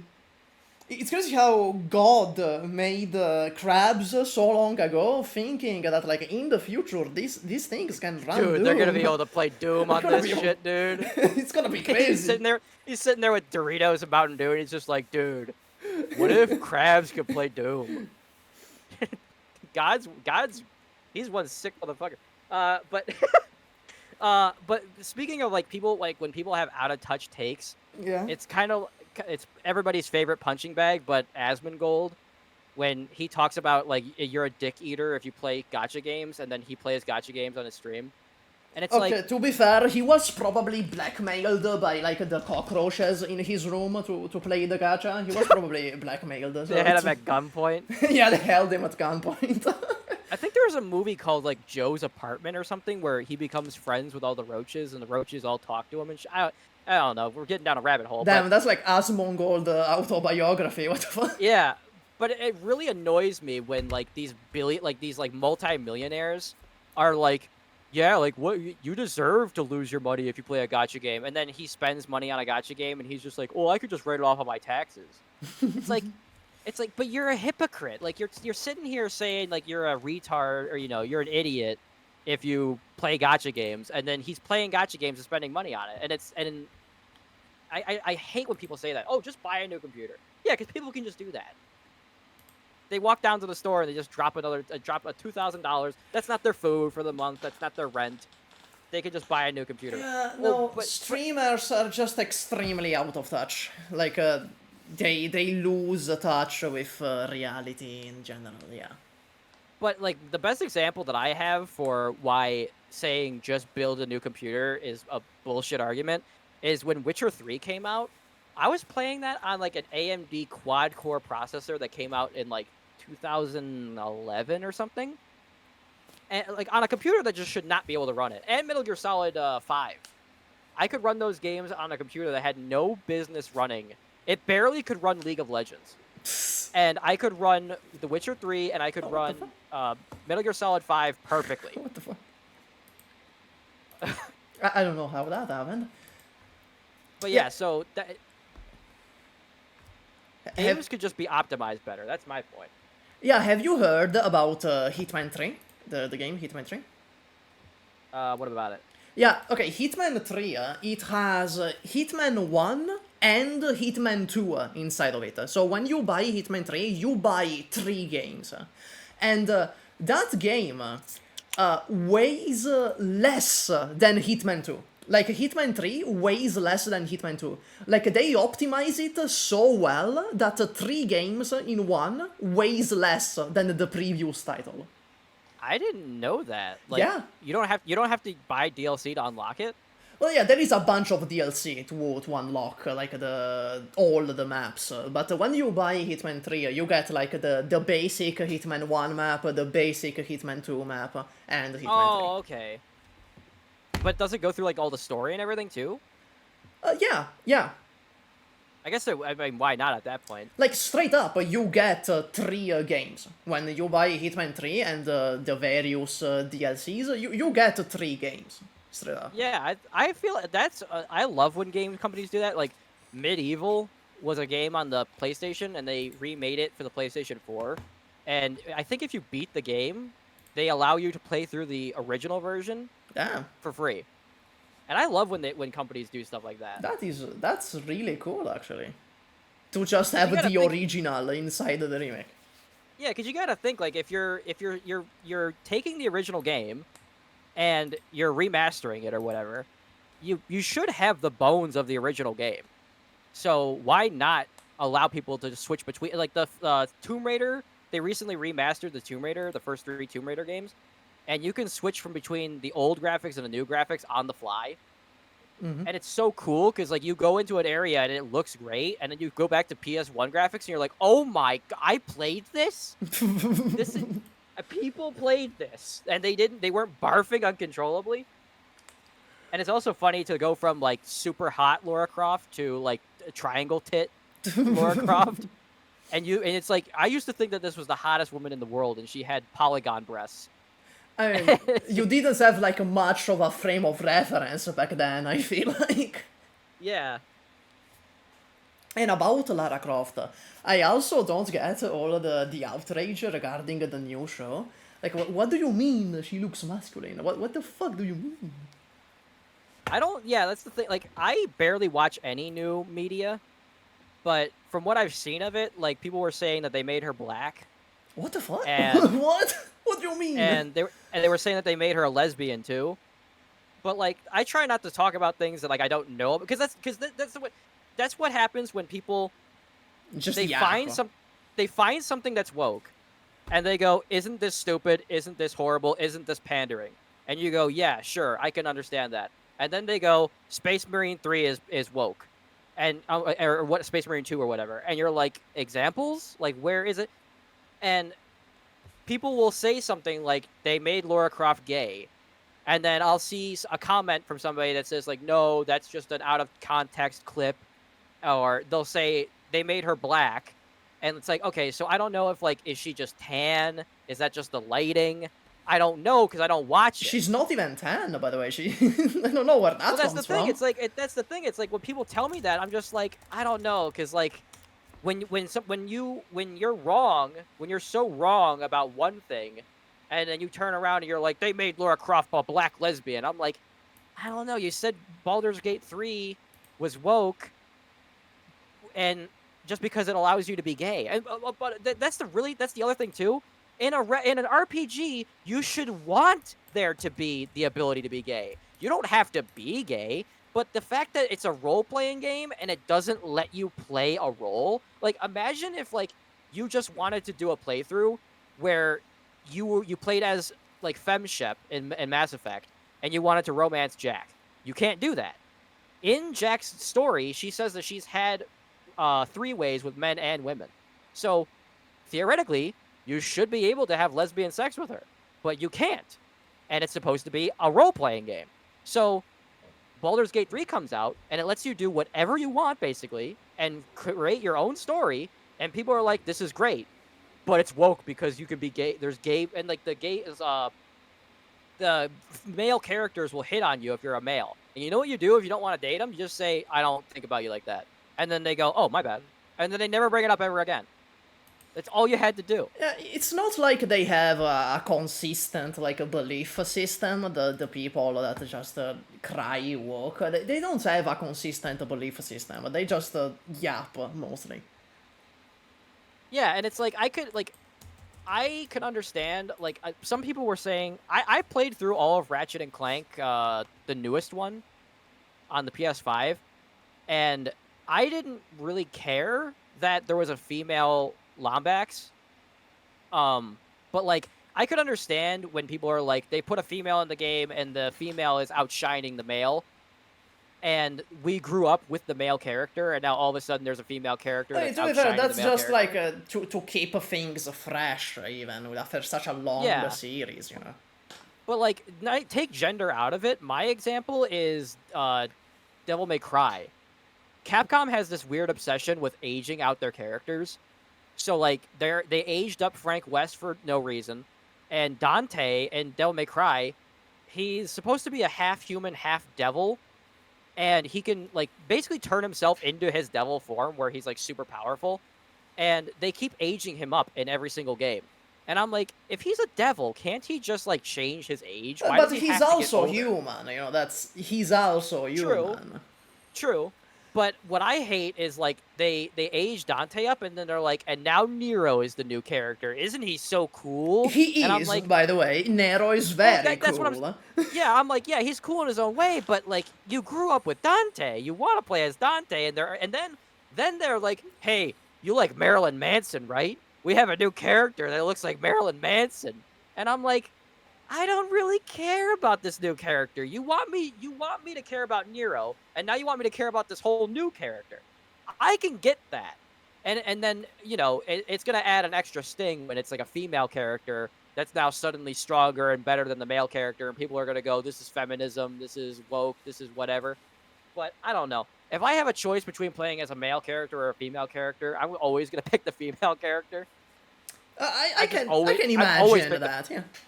I've always picked the female character. Like, even like in Street Fighter 2, I would always play as Chun-Li, and my dad I was believe like, that, yes. my dad was like, why are you playing as the woman? And I thought he thought that I was gay.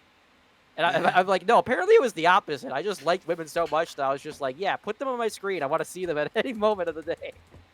By the way, about the Lara Croft show, you need to see this one clip. If nothing else, you gotta see this one clip here. That's like 14 seconds. Oh my god. That video started so loud. What? Okay, what is it? France. Dude, that's like a Top Gear joke. Yeah. Like, Top Gear is always making, well, like, back when it was the European Top Gear, they were always making fun of the French, always making fun of the royal family and everything. To be fair, the French kind of... they are very good punching bags, is all I'm gonna say. I think they make fun of themselves, too. Yeah.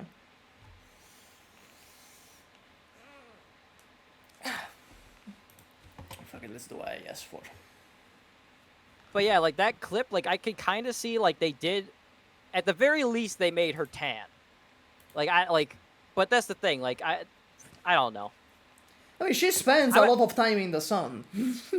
Yeah, she's out in deserts and everything, but, like, yeah, I can, that's the thing, people just don't like change, and it just gets murkier when you bring, like, once you know that companies are putting their politics into things, people assume that everything is going to have their politics in things. Yeah. So the second somebody sees, like, oh, they had one trope, they gender swapped a character, or they race swapped a character, whoop, that means that the whole thing is going to be woke. And I'm like, I don't know. That's my thing. It's just like, it doesn't even have to be woke. Like, if I don't like the art direction, if I don't like one thing about it, it doesn't even have to be political. If I don't like one thing about it, I'm like, I don't have time for it. I don't care. I'm not going to do it. Especially with gacha games. It's like I have to play gacha games. I like playing gacha games, but like I have to play them to make videos about them. So it's like an infinite fun glitch where like I like the games and I get to share the games with people online, so it works out. But like if somebody was just like, you have to play this gacha game or like your channel dies, I'd be like, I guess my channel's gone then. I can't I'm not going to force myself to like something because the videos aren't going to be good and I'm just going to be miserable. The videos, especially like your videos, they're a lot about the personality and how much you're enjoying yourself playing the game. If you gotta fake it, then it falls apart. Like the entire video falls apart. Yeah, and that's why like if that's why I'm not gonna watch like a new just because a new thing comes out. I'm not just gonna go, oh, I gotta what was it on Netflix, Hulu? I gotta watch it. Well, people are gonna talk about it. I gotta be in on the know. I gotta know what they're talking about. It's like, no, you don't have to do everything. You only have so much time in the world. You could get diagnosed with cancer tomorrow, and it's like, what do you like? What do you? Even if you got diagnosed with cancer tomorrow and they told you have 2 years to live, you're never going to watch every single movie. You're never going to play every single game. So forcing yourself to do every single thing at the drop of a dime, you're gonna kill yourself sooner. Yeah, just from the stress, honestly. Yeah. I was surprised. Like, I honestly, and this is how inconsistent like the woke debate is. When they announced the Fallout series, and I heard that they were not going to really be sticking to like the lore of Fallout, I was like, well, then why? It's a Fallout show that's not made for fans of Fallout. And then every Fallout fan said that it was great. And I was like, what? I'm still not going to watch it, but Okay, I don't have time. That's because the Fallout show, I think what they meant with it wasn't gonna follow the lore is that it wasn't gonna be directly tied to any game. It was just gonna be its own thing in the universe. I think that's what they meant with that statement.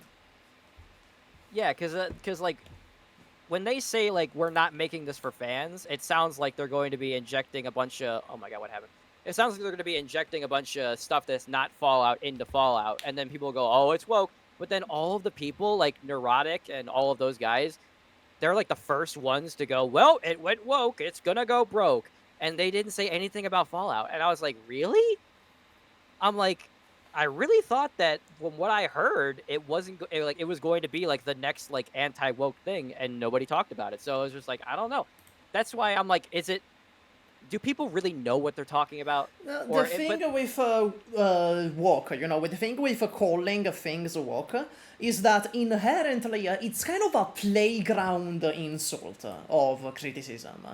And when you toss that out, if the piece of media that you're calling woke is actually liked by the wider community, they're gonna call you out on your bullshit. They're gonna be like, hey, what are you talking about? Seize this at once. But if it's a bad thing, and everyone is already dogpiling on it, you can kind of toss out the woke playground insult, and nobody's gonna call you out on it. So you need to be very selective with what you call woke. Yeah, it's kind of like when like Mr. Beast, like everybody was jumping on Mr. Beast, and everybody was circulating that dog pack video about all the things that Mr. Beast has lied about and faked and done illegal stuff. And then a guy comes out and he fact checks that video and finds out that a bunch of that stuff is either not true or it's manipulated or distorted or whatever. And now anything that Mr. Beast actually did that was bad, no one's going to care because you made stuff up about him. So it's like, yeah, everybody was like pissed off about the Chris Tyson or Ava Tyson or whatever thing. But now it's like, well, you also said that he was ripping people off and he wasn't paying people and he was doing all the stuff that he actually he still did illegal lotteries. Well, that's the thing. It's like, but now nobody's gonna give a fuck. Yeah, now normal people are like, oh yeah, wasn't that all bullshit? And then you have to go, no, this was real, but that was fake, and this was, and it's like you just hurt the entire thing because you couldn't stand not being the center of attention and dogpiling. Now the dogpile, now the dogpile is like you're making a mountain out of a molehill, when it could have been a mountain to begin with, and now you've made it an anthill. Yeah, it muddies the water. It muddies the waters. Yeah. It's kind of, yeah, and that's why like that. It also hurts like when a female says that she's been abused, and people are like, oh yeah, like Amber Heard, that kind of abuse, and it's like, oh yeah, great. Yeah, like the Tectone,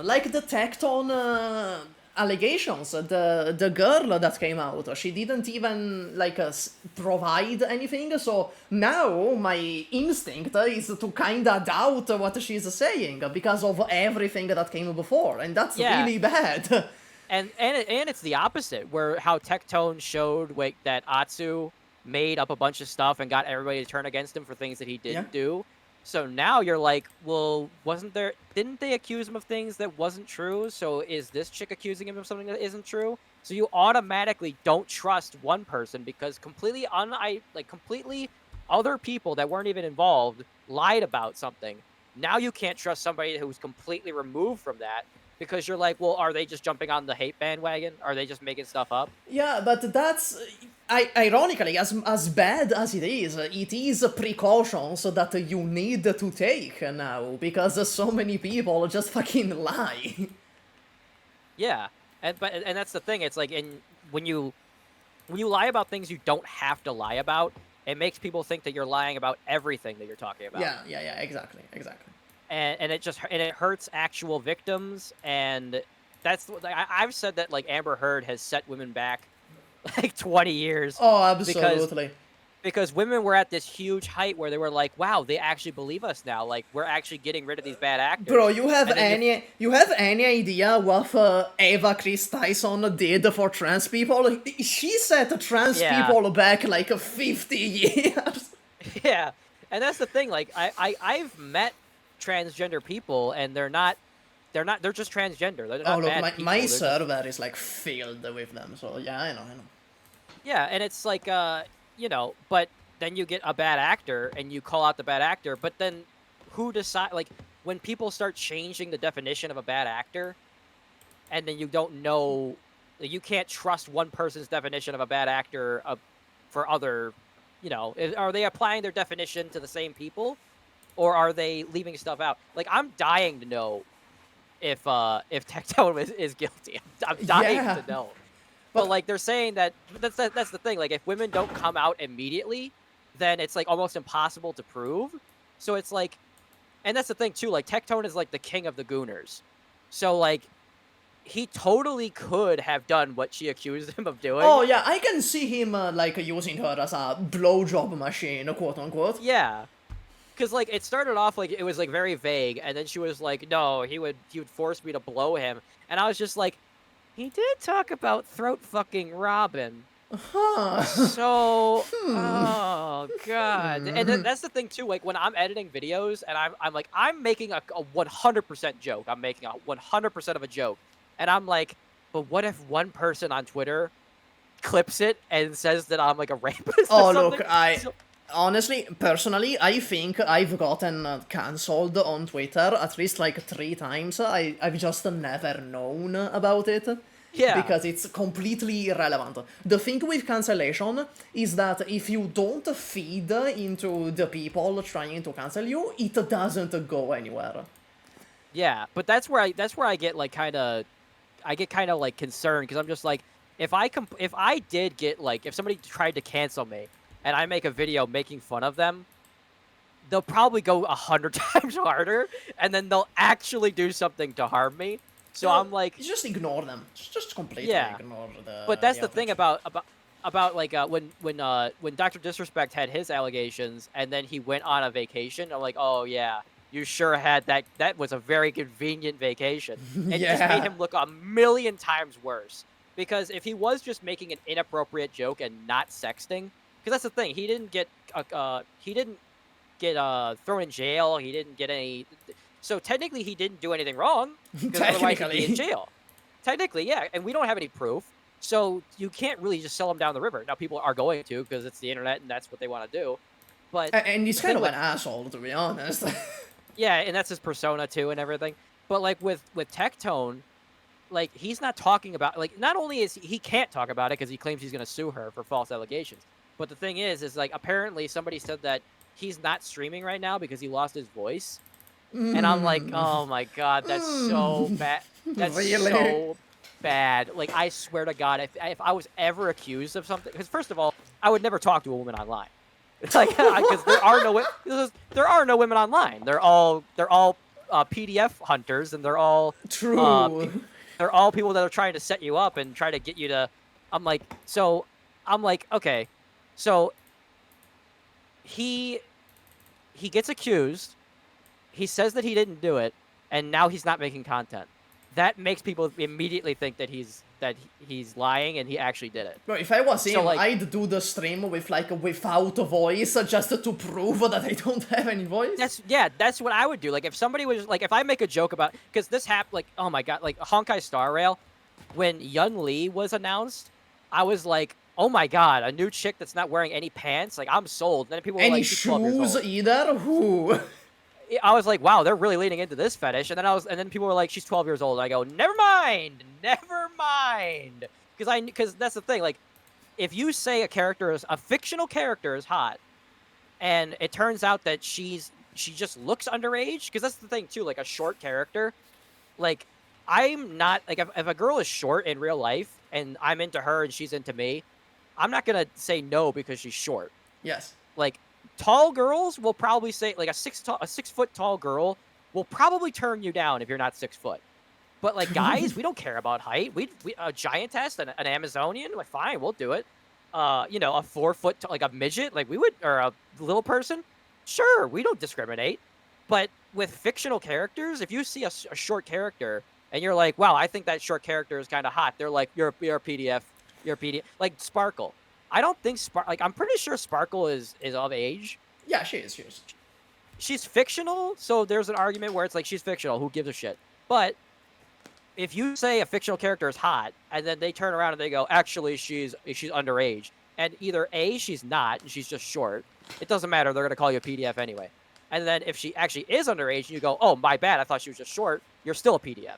And they're still going to run with that on Twitter. And then if you suddenly don't have a voice, if people are calling you a PDF, you got to come on the microphone and be like, guys, it's a misunderstanding. It's out of context. I didn't. Yeah.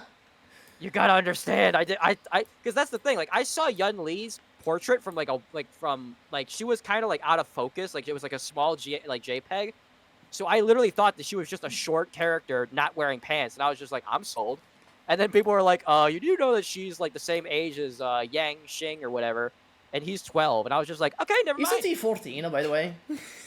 But it doesn't make it much better. Yeah, it's not that much better, but isn't he like 14? But then you get people that are just like, actually, it's lolly, and that's not a bad thing. And then now you're the guy that has to defend lolly. Yeah, now you're the guy that fucking hangs around with the lolicons. Yeah, and it's just like, now you have to like research what lolicon. It's also the Dr. Disrespect thing. Like, you're trying to like research like what the age of consent is, and it's like, now you're the guy researching the age of consent. Yeah, that's like inherently bad optics. Inherently. Yeah. Because I'm totally into like older women, but like with fictional characters, you don't like, first of all, you're not even thinking about the age of a fictional character. You're just like, oh, this character is like cute or hot. And if you say a character is cute and she looks underage, you're a PDF. If you say a chick is short and she's hot, they go, you're a PDF. It's like, you can't say anything on the internet. You know what the secret is to being uncancelable? Is to be unironically, it's to be open with cancelable opinions. Like, take me. I'm the Gummy guy. Gummy is like a 16, canonically. I'm the Huohuo guy. You've seen Huohuo. And if someone tries to, like, cancel me on Twitter, they're like, well, guys, Gummy is underage. This guy, he's simping for an underage character. Everyone in the comments, he's gonna be like, yeah, it's super. What were you expecting? And then they move on. Unironically, it's like a shield. It's like it gives you a shield against the cancellation. Yeah, I think that's kind of like what Tectone was leaning into too. Like, he was just like king of the gooners. But that's the problem, is that like now people are like, oh, maybe he's taking it out on actual humans, and that's the other thing too. It's like, when they treat fictional characters like real people. And, like, if you make fan art of a character and they're like, actually, the character's gay, they can't be straight. It's like, so you think that fictional characters are real people? So that's the other thing, too. Like, if you think that a short character looks underage and therefore you're a PDF, and you're treating a fictional character like a real person, doesn't that mean that the fictional character would get older? So if the fictional character was made in 2005, and she was like 18 in 2005, then she's like 32 now or something. Yeah, that's fair, actually. So it's like there's no principled stance on fictional characters either. Like, you know how many people that are like in love with Raven from Teen Titans? And it's like, are you gonna not be attracted to the goth girls because like Raven is only like 17 in the show or something? I Like, don't know no, about Teen Titans. Yeah, like that's the other thing too. Like, if you're thinking about the age of a fictional character, doesn't that make you weird too? Yeah, kind of implicitly. If you look at characters and your first thought is, oh, how old are they? That's kind of suspicious, like on the face of it. Yeah, and this this clip in itself is going to get clipped, and it's gonna be put around in places, and but it is funny how ironic it is, where like you're talking about how talking about the age of consent is weird, and in talking about how it's weird. You can't win. You can't talk about anything without it being weird. So that's why you have to just be like, I don't know what to tell you. Like, fucking, you're going to talk about shit that might sound weird out of context, too. I don't know what to tell you. And that's how people are getting, too. Like, with Dr. Disrespect, like, he didn't seem to lose that much, and he just got to deal with Rumble. So it's like, I mean, I don't know. Then again, who the fuck is Rumble? Then again. Yeah, that's the other thing, too. Like, people are like, oh, you should get in Rumble. But I did that, too. Like, I was like, well, I don't want to get banned on YouTube and lose all my work, so I'll make a Rumble account. Nobody's on Rumble. Nobody's watching kind of it. Nobody platform. And it was funny, too, because, like, people in the videos, they're like, don't say Rumble because it'll get shadow banned and people won't watch the video. I'm like, people aren't even... Rumble itself is shit. No one's on it. unless you're Tucker Carlson. No one's watching your videos on Rumble. It's kind of like what was the name of that streaming service that started having deals with like a Ninja? Mixer. Yeah, Mixer, and then it vanished completely. Yeah, it's like how everybody has to have their own game platform. They can't just use Steam. They have to have Origin and Battle.net, and now Battle.net games are now on Steam anyway. So it's like, oh, you could have done this the entire time. Yeah, they just go to Steam anyway after a while. Yeah, the sales start to drop, and they're like, okay, we need to get more people in here immediately. Put the game on Steam. Do you know that, like, the Epic Game Store, like, is still not profitable? Like, it was never profitable for Epic? Yeah, I mean, I have to assume that the only thing that's making money is Fortnite. Yeah, that's why they leaned so hard with Fortnite this year. They, like, completely revamped the entire game. Oh yeah, dude! Every time I see a clip from Fortnite, I'm like, "This is still this is Fortnite." Like every single character from anything ever is in Fortnite. And honestly, and, like, that's really cool. Honestly, I like that. I dig that. I fuck with that. I mean, it's kind of like Arknights. I mean, Arknights is constantly. I mean, we just had an event where you're playing a tower defense game and also playing soccer at the same time. Yeah, it keeps reinventing itself. Yeah. And I told Quirk, I was like, can you imagine if Call of Duty had a mode where you had to, like, slide and kick soccer balls into nets and stuff? I'm like, here we are with Arknights. Arknights is doing more to innovate on gaming than Call of Duty, a franchise that's been around for 40 years almost at this point. And every Call of Duty... And speaking about how games take up so much space, how can a game that's barely different than the game that they just released a year ago have 500 more gigs of storage? Because, it makes no sense. Because it's the same game again, but made even lazier. Like, they got even lazier this year, which means it's optimized worse.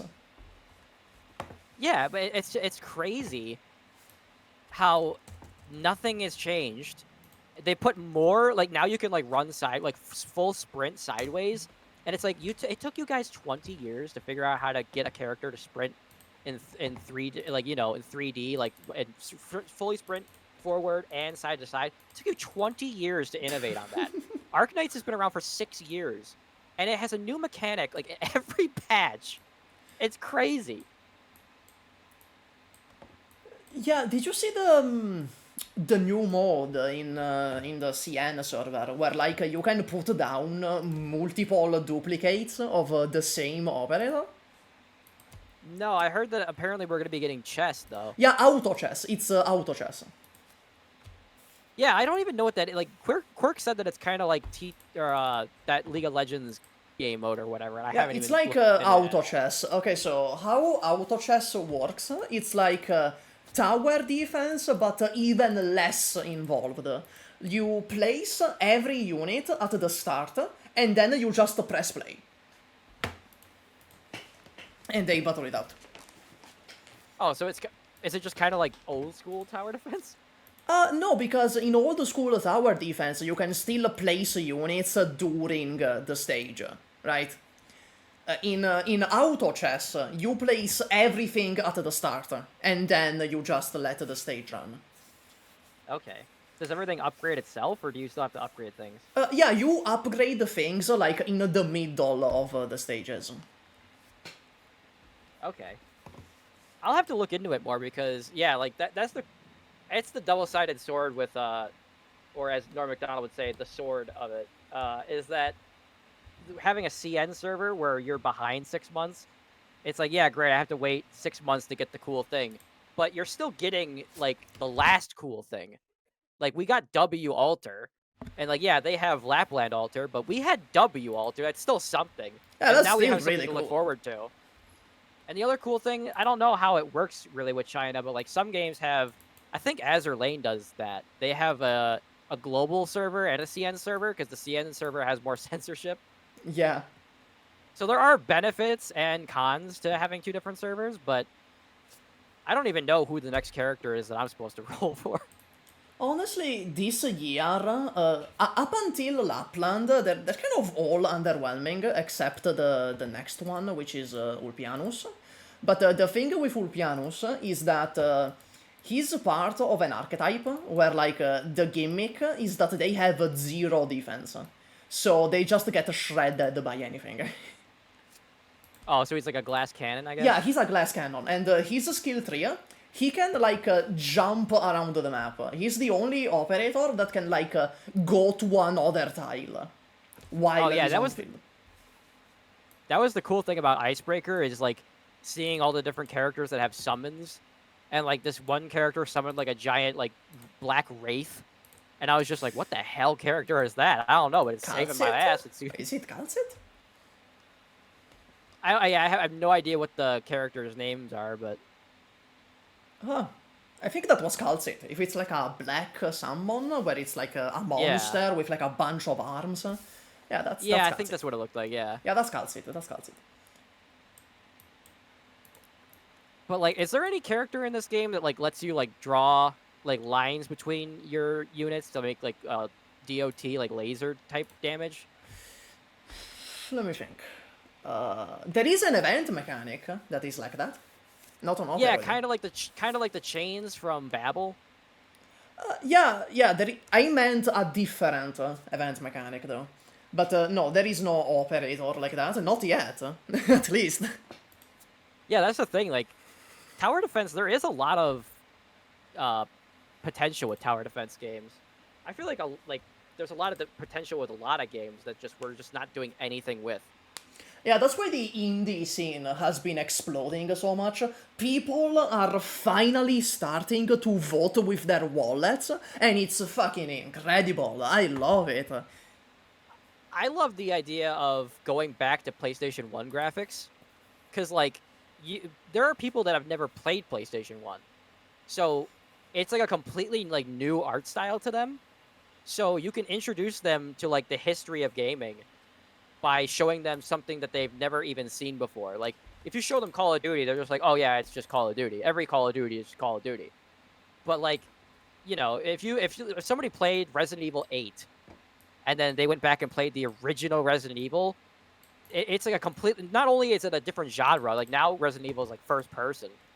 Like to go back to where it was fixed camera angles, like, you know, and tank controls, it's like a completely different way of playing a game, and it's like something that a lot of people are never going to experience. But that's the cool thing with indies, and also I like all the RPG Maker games that are out there. Like there's so many RPG Maker games of people that were just in their room and just made a whole game by themselves. Even the guy that made Lethal Company. Like Lethal Company was made by one guy. Bro, you wanna talk about like Undertale? That was made by one guy too. I've never actually played through all of Undertale. It's really good. Like, it lives up to the hype. It definitely lives up to the hype. Yeah, I was interested in it because it seemed like it was kind of like Earthbound, like a spiritual successor to Earthbound. But it's I kind of never like, played Earthbound. Like, so I'm judging it on its own merit because I never played Earthbound. It's good. It lives up to the hype. Earthbound is kind of like more of an artsy game than a game. Yeah, I saw it's some gameplay. Yeah, like the save mechanic, like you have to go to a payphone and call your dad, and then you have to listen to your dad yap. That's kind of like Resident Evil, though. That you need to go to the save room and use the writing machine. And at higher difficulties, you actually need an item to fill the writing machine. Otherwise, you can't fucking save. Yeah, I love that though. Like I love that they kept that alive in the remakes. Yeah. Because that's iconic. Like you can't take that off. It's iconic. I'm the kind of person that like I don't really like playing PvP games. I like playing PvE. I hate PvP. Yeah, I mean, if I'm in the mood for one, I'll play one for like a good solid like month. But I like playing PvE games as PvP games. Like I had this idea of playing through like have my friend and we both start up a new save in Resident Evil, and we try to see how far one can get because in most of the old school Resident Evil games, there's a lot of moments where like a hallway is flooded with zombies and now you can't use that hallway anymore. Or in the Resident Evil 1 remake, there's a doorknob that if you use the doorknob 3 times, the doorknob falls off and you can't use that door anymore. That's fucking mean. That's just mean. Yeah, and then there's a mode that you get when you beat the game that makes it so that none of the item boxes are linked. So anything you put in one item box, it stays there until you take it out.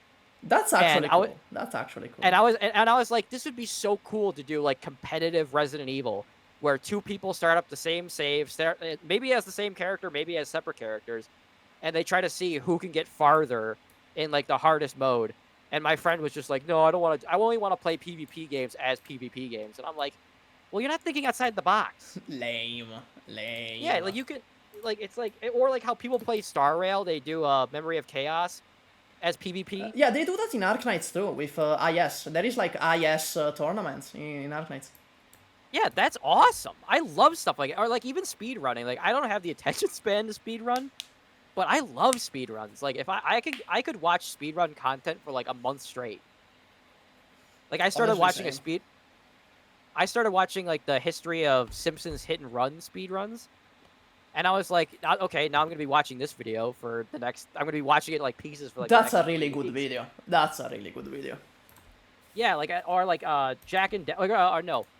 I think Legend of Zelda Wind Waker was the first game that I watched speedruns for. And then I started watching like Jack and Daxter speedruns, and I was just like, I'm going to get sucked into all of these different games. Even The Hobbit. Like, they speedran The Hobbit on GameCube. I saw that too.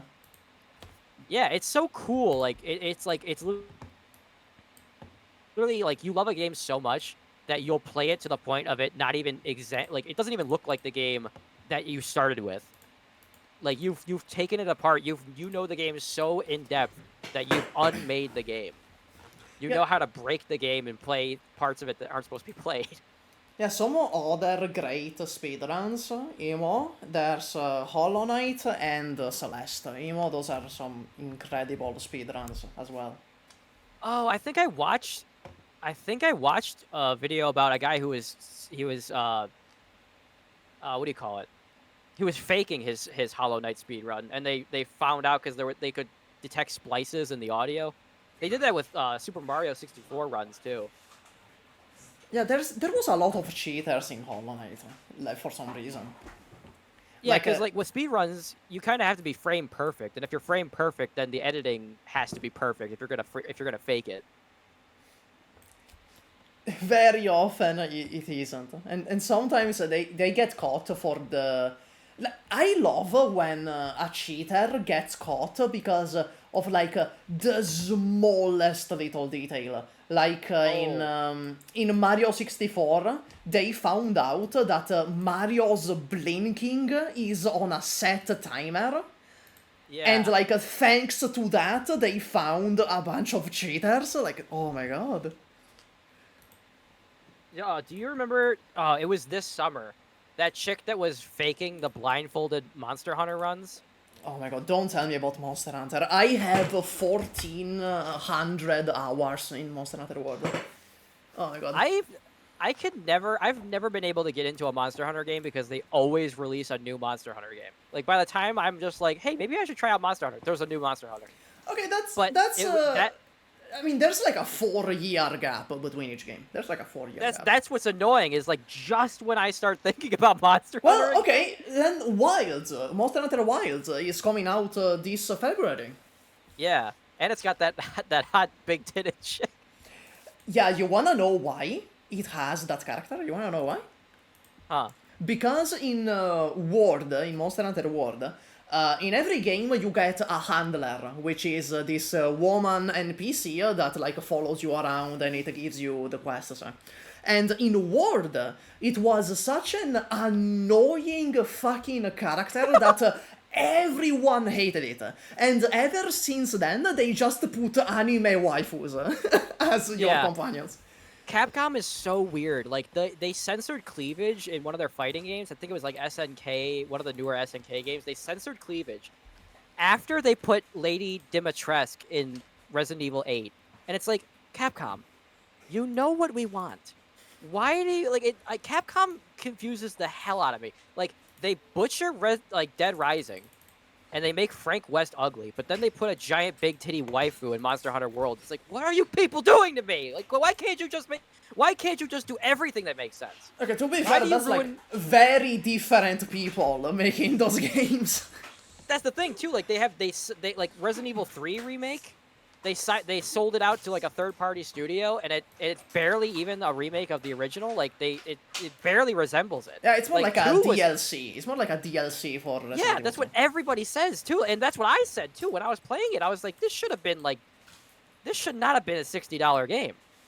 But like, oh, what was I gonna say? Oh, the chick that was faking the Monster Hunter speedrun, or the blindfolded run. The whole time I was listening to it, I was just like, how? She's got to be faking it. And then when she, like, quote unquote proved herself, then she went with like the whole feminist angle where she was just like, you guys are just mad because you got beaten by a girl. And I was like, oh my god, if she's not faking this, like, I guess she totally deserves to say that line. But like, if she's faking and she just played the feminism card, like, I'm gonna be so fucking mad. You know, that's like, what they all do. That's every time someone from like a minority group or like that's a woman, they do something bad and they wanna get out of it. They try to play these kinds of cards. Yeah. Yeah, and then what was so annoying was like when you finally figured out that the reason why they proved that she was faking it was when she was showing her setup and she was like, this is the blindfold. Here's my monitor, here's my controller, here's my hands. And then, obviously, people in the comments were like, well, show your feet. We have to see the feet. otherwise, you're faking it. Yeah, who knows? But maybe you have a pedal down there that tells you information. We need to know. The way that they figured it out was she showed off her monitors, but she didn't show off every monitor. And she was looking out of the corner of the blindfold at her fourth monitor that was off camera. And that was like... And she was watching the game through OBS, and that's how she knew where the monster was. Yeah, and they figured it out because she replied to chat by accident.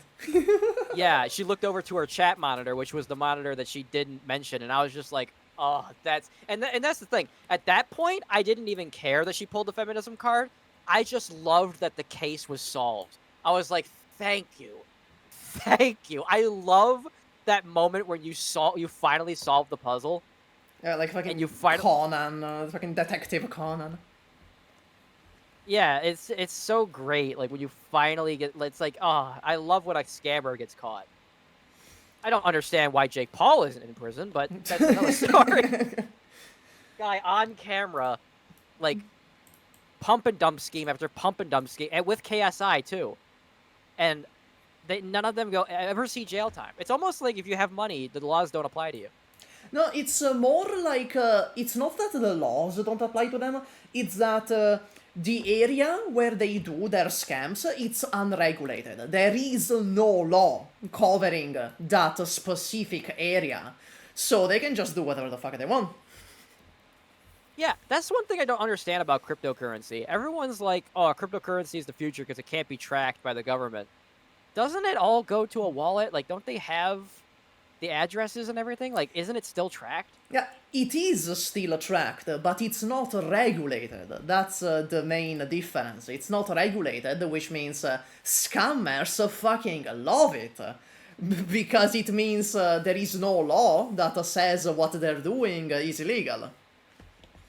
Yeah, because what confuses me is, like, if the government, basically, I assume any government can just step in and say, we're not accepting cryptocurrency for cash. And if we catch you using cryptocurrency, we're throwing you in jail. I assume any country can do that. Honestly? So Go on. I was gonna say, so like, I don't get how you transfer Bitcoin to American currency or any currency really, and then use it. Like, it's all magic to me. Look, and the fact that the economy is made up. Like, ultimately, the economy is some shit we made up. So that's how that works. Yeah, that's the thing. Like, money only matters to people that care about it. Like, if tomorrow nobody accepted cash anymore, it would be okay. You use beans or rice or something, or bottle caps. Yeah, bottle caps. Absolutely. But yeah, that's it's like. Yeah, like, I get that. Like, if nothing is financially insured, like if your bank gets robbed, they can't take the money out of your account to repay the bank. Mm-hmm. And I get that, and like, obviously we don't have that kind of law for cryptocurrency because most of the world doesn't even accept that cryptocurrency is real. But did you see that video of like the guy that fucking dined and dashed, and when the police got up to them and was like, "Hey, dude, did you try to dine and dash? Like, what's up here?" And he was like, "No, dude, I'm going to pay with crypto. I got my day trading account, bro." It was so silly. It was so silly. Yeah, because that's the thing. Like, if the company doesn't, if the place that you're going to doesn't accept cryptocurrency, then you can't use the cryptocurrency. So it's like you have all this cryptocurrency, but you still have to turn it into American or, with the local currency. So it seems weird, and it's so, like you said, it's so ripe for scamming that it amazes me that people still put their money into it. But they put their money into it because other people put their money into it. So they're like, well, there's all this money. I'd be leaving it on the table if I didn't try. It's equal parts societal pressure and people just being plain stupid. Like, did you see that that pastor that scammed with cryptocurrency, and after he got sent to court for the scam, he made a video being like, "We trusted the Lord. The Lord told me to put money in this cryptocurrency." And all the comments were like, "Oh yeah, we get it. Bless you. We're praying for you." It's like, what do you mean? How can you be so fucking stupid? Yeah, I remember the guy from the super church that they called him out because they were like, "Why do you, if you're a man of God, why do you have all these $1 million jets? Why do you have to fly around on these jets?" And like, I guess his argument was like, "Well, I have to get the message to the people. I have to go to the people. I have to." And Taylor Swift gets the same thing where she's like, "Oh, climate change," but yet she has a private jet. She's flying all over the world so that she can continue to be a billionaire. Bro, Taylor Swift goes on like a flight to go like to the supermarket. Like, it's crazy. Yeah, and she's also got like, all the different vehicles and everything, and she probably has multiple vehicles because she has to avoid paparazzi and everything. And it's like, these people, and then when you call them out on it, they go, "Well, what do you expect? They're philanthropists. They're going out and they're helping people. They're singing them songs." I mean, it's like, if I wouldn't pay $5 for somebody to sing a song to me. Like, billionaires for singing songs, and they have to take a private jet. I don't know. I mean, is it a really good song? I mean, yeah, but it's also the other thing too. Like if you have to take a private jet, fine. But like, to tell people that they can't have a car. You have a private jet, and you're telling people that they can't have a car. Yeah, that's just hypocrisy. That's just for like the optics of it. You want to look good for like the media headlines that they will report that, oh, you said this thing, isn't it so magnanimous? Yeah, that's what I can't stand. Like saying, I can't bring myself to say something that I don't want to say, because then people will just want me to say the thing. Like if I come out and like if I were to make like I tried like some like that like the Dr. Disrespect thing. I made like one video about Dr. Disrespect. I was about to make two, but then I was like, I'm gonna be a guy that makes videos about Dr. Disrespect for the rest of my life. I don't want to do that. I don't want to have to say something about every single thing. That's also one of the reasons why I put that disclaimer at the end of my videos, is because I don't want people to think that like every single thing that I say is 100% the truth. And like, sure, people aren't going to read a disclaimer if they don't believe that I'm telling a joke, then the disclaimer doesn't matter. But like, that's the thing. It's like, I don't want to be known as like I don't want to be known as the authority on anything. Like, this is the internet. Can we go back to being just funny on the internet? That's a very good point. That's a very good point. And I'm gonna parody that disclaimer in the next video. I'm gonna parody that. I'm gonna put like, Supah is not a character. He is a role model. Every joke, opinion, and comment is to be taken 100% seriously. That would be great. Yeah, and below that, I'm gonna put like, he's the only person you can trust. Because you know that somebody in my comment section is gonna be like, Supah took it. He took your thing. He did the thing. But like, that's kind of why I like doing the Filthy Frank voice, because I feel like Filthy Frank was like the best. That was like when YouTube was still YouTube, and when he quit doing the Filthy Frank voice, or like quit doing the Filthy Frank persona, it's like, okay, I guess YouTube is over then. To be fair, he's a lot better off now. He's doing a lot better now. He's making way more. And I tried listening to his music. I'm not a fan. I'm not a fan of his music. It's not just the money thing. He just seems like genuinely happier to do this. Oh yeah, if you do that voice for he had to do that voice for like hours on end, like all the multiple takes and everything. And then he was also doing like jackass stunts with Max and I think Chad is his name. I can't remember the big guy's name. But like, that was when YouTube, you could still be a character on YouTube. And like, he said the N-word, he said like every slur, and nobody cared because they knew that he was doing a bit. And it's like, and like, yeah, like I'm not going to be out here saying that we should be able to say slurs again, but that's the thing. It's like, if you're doing a character, like nobody thinks that Robert De Niro is actually a mobster. I mean, he might think that he's actually a mobster because he's been playing a mobster his whole life, but nobody thinks that Al Pacino was actually, like, Al Pacino he died in Godfather because he was actually, Michael Corleone. Like, people can be a character and say things that they don't mean 100% of the time. But not on the internet anymore. On the internet, if you say something and somebody takes it the wrong way, if you make a mistake, I think it's because the current era of the internet, it's a lot about the cult of personality. You know, people follow you because you have a cool personality and they want like you. So everything you say gets associated to you. Is what. Yeah. What am I trying to say? Oh, like, oh geez, oh god, you're gonna, okay, okay, we're fine. That's the thing with like politics too. Like, if you say something that's like slightly political, or you talk about something that's political, you're now that guy. So now you're expected to have that type of take on every single thing. So like, if you say that like you're like for like gun ownership or something, you're now like a racist. You want women to, don't want women to be able to get abortions. You want, yeah, you get lumped with the entirety of the right wing if you do that, yeah. Yeah, or like if you say like oh, do you remember when the Stellar Blade controversy? There was a guy and nobody talks about him. Like, this was probably the only time anyone will ever talk about him. But there was a clip of a guy that said that Stellar Blade was for conservatives. And I'm like, What? I don't even remember. I don't remember his name. I want to say that he was related to Kotaku in some way, but he said that Stellar Blade was for conservatives, and if you like Stellar Blade, then you're a right winger.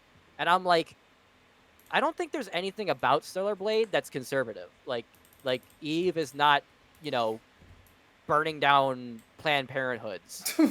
like like she's just a hot character with a nice ass. And that's how brain rotted people are, because I guess if you like a female character that has perfect proportions, then that means that you're for objectifying women. And because right-wing extremists don't want women to get abortions and they just want women to be sex toys, then if you say that you like a woman, then you must also want to objectify her and make her into a sex toy. Therefore, you're a conservative. Therefore, you voted for Donald Trump. Therefore, you're a racist, Nazi, Hitler dictator. And it's like, I think we made a lot of assumptions. Yeah, I think there's a few steps we skipped. Yeah, it's crazy. It all goes back to Twitter.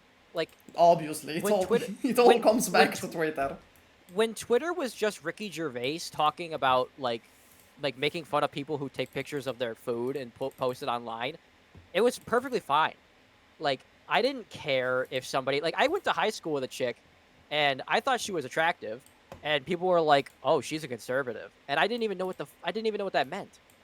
I'm like, "Oh, I can't be attracted to her anymore because she's a conservative." I never asked her politics. I didn't care. We went to school together. We were just people back then. I didn't even know what a conservative was. To be fair, back then, conservatives weren't as batshit insane as they are now. So, well, that was the thing. Conservatives, when I was growing up, they were just losing their power. It was a huge thing. Like Howard Stern was going to war against George Bush because his administration was trying to get him off the airwaves because Howard Stern was too offensive. So, and Howard Stern considered himself middle of the road or kind of conservative. He would claim that he was conservative, but no one really cared. Now he considers himself a far left guy, but he was always against evangelical Christian censorship. But now it's not the Christian conservatives they gave up. They basically gave up and they didn't really care anymore. But now it's if you have an opinion on Twitter, you're a conservative. And it's so weird. It's you could agree with 9 out of 10 things, but if you say one thing that's conservative, now you're a Nazi. Well, I understand, at the very least, I understand why people are so wary of conservative opinions, right? Why it's such a red flag nowadays. I can at least understand that, because of the right-wing extremists that want to kill everybody and hate joy and fun. So, I could understand why someone could say it as a red flag. But yeah, lumping in with the entire group, that's not a good thing. Yeah, they'll say things like that Asmongold, they say that Asmongold's a Nazi. To be fair, that fucking comment about the genocide, that they're inferior, that's not good optics. Yeah, I kind of understood what his reasoning was for it. He was trying to say that the extremists, he doesn't care if the extremists die. But that's the thing. It's you talk for a living. Eventually, you're going to say something stupid. But that's the thing about the reason why Asmongold's so easy to hate is because he is such a hypocrite. He's so out of touch. Yeah, sure, he lives like a roach king, like a lich king. But sometimes his opinions are so out of the ballpark. But that's the thing. It's when you say that Stellar Blade is for conservatives because it's got a hot woman in it. So you're saying that if you like hot women, you must be a straight conservative. What about all of the people that hate Donald Trump but also like women? Or the people that voted for Donald Trump, but they don't agree with 100% of his policies. They just felt or the guys that are just ignorant. Did you see the Google Trends after the elections? Oh, there was they didn't know that. The Google Trends what is a tariff? Can I change my vote? The one that was crazy was like that nobody knew that Biden wasn't running. Oh my And it's god. and it's like, how did you not know? Like, it was a huge thing. Like, he did a debate, and then they were like, oh, I don't think he can run again. And then he dropped out and endorsed Kamala. It's like, why did you think that Kamala was running? Like, nobody, like, I don't get how people vote and they don't know what's going on. It's just ignorance. I feel like the US has somewhat of a culture of like uneducation. Like I don't know if that's just me, but it really feels like a lot of US citizens. That is basically what's going on here. Yeah, there's just this culture of like purposely staying ignorant on things. Yeah, because that's why I like being a character online. Like, if I make a video, like, I've done that a couple times. Like, I'll make a video and I'll be like, this is a stupid mechanic and I don't understand. And then people are like, you idiot, just read. Yeah, and that's Sui. That was Sui. And then I can make a new video. Yeah, I can make a new video where I go, guys, I made a mistake. I have to correct the record. I've had a severe and continuous lapse in judgment. Yeah, and it's like, that's what the internet should be. Like, I don't want the idea of like, a guy said one thing wrong one time, so now anytime he's on the screen, you have to shake your fist and go, damn you! Like Tectone, like anytime Tectone makes a joke about like banging Robin from Honkai Star Rail, it's, he's doing it again! He's talking about a fictional character! Can you believe it? This fucking guy. This fucking guy. It comes full circle to like, okay, so when he does something that's actually bad, no one's gonna believe it. Like, you know, the very topical allegations. Yeah. But like I said, like, I cannot wait to find out. Like, it's kind of like that Monster Hunter thing. It's like, I know something's going on here, and I can't wait to get to the bottom of it. And that's the other thing too. If he actually, and that's the other thing too. If he actually did do it, that's gonna be crazy. Like, like Tectone won't be around anymore. Like, that's huge. Love him or hate him, that would be huge. But it's like, you know, I've been thinking about this situation. How do you even prove it? That happened, you know, to begin with. Yeah, unless she recorded it. If she recorded it, that'd be wild. Yeah, if you have like the recording of Tectone forcing you to give him a blowjob, that's crazy. Because I wonder if you can do that. I wonder, because you hear all the time about like cops like entrapping people, but like if she recorded him actually doing it, and then he goes, "I'm gonna take you to court if you don't apologize," and then she doesn't apologize, he takes her to court, and in court they find out that she has proof, and they actually get to put him in jail. That would be insane. But I don't know if you're allowed to do that. Like, are you allowed to not report a crime and then wait for them to commit another crime? No, you need... okay, so if we're talking about a court, you can't, like, present new evidence in the middle of a trial. You need to present everything before the trial starts. So if she has a recording, she has to show it before the trial. Yeah, because that's what discovery is. So, like, if they found in discovery that they had the evidence, I think that's when they would go to him and go, listen, we have the evidence.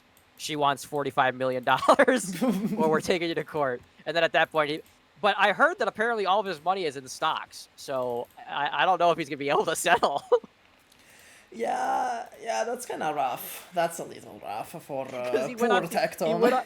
He went on a podcast. He was just like, yeah, I'm buying GameStop because GameStop spiked again.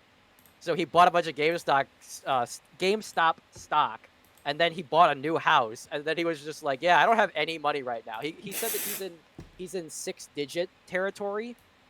So like he was under $1 million, and he was gloating a couple days ago about being a multimillionaire, making $2 million a year, and then he was just like, I'm hurting. I only have 6 figures right now. I'm like, oh, okay, another out of touch guy. Yeah, it's so sad, like, to see the transformation in real time. You know, you get with these YouTubers, you get to see it in real time. If you've been following them from the start, you can see them become the out of touch millionaire. That's so sad. And it's weird too, cause like, I don't know how you get, like, if I always say that I'll never be a millionaire, But like, Yes. if what kind of boss is that? Yeah, don't worry about it. Don't worry about it. This is fine. Like, don't worry about if Oh, I God, had that- $1 million, Oh, holy she's just crap, dead. Okay, she's just dead. Okay. if I had $1 million, I would be so relaxed. Like, I would be doing the same thing that I'm doing now, but I would just have that money in my bank account. And I'd be like, all right, I never have to worry. I never have to make a video that I don't believe in. I never have to say something I don't believe in. I could just relax. Like, I would probably have to, like, invest some of that money so that it doesn't just, like, completely lose, like, all of its spending power, like, through inflation and everything. Mm-hmm. But, like, the things that people do, like, when people are like Jake Paul has to have 500 different projects and crypto scams. It's like, dude, you don't need 500 projects and crypto scams.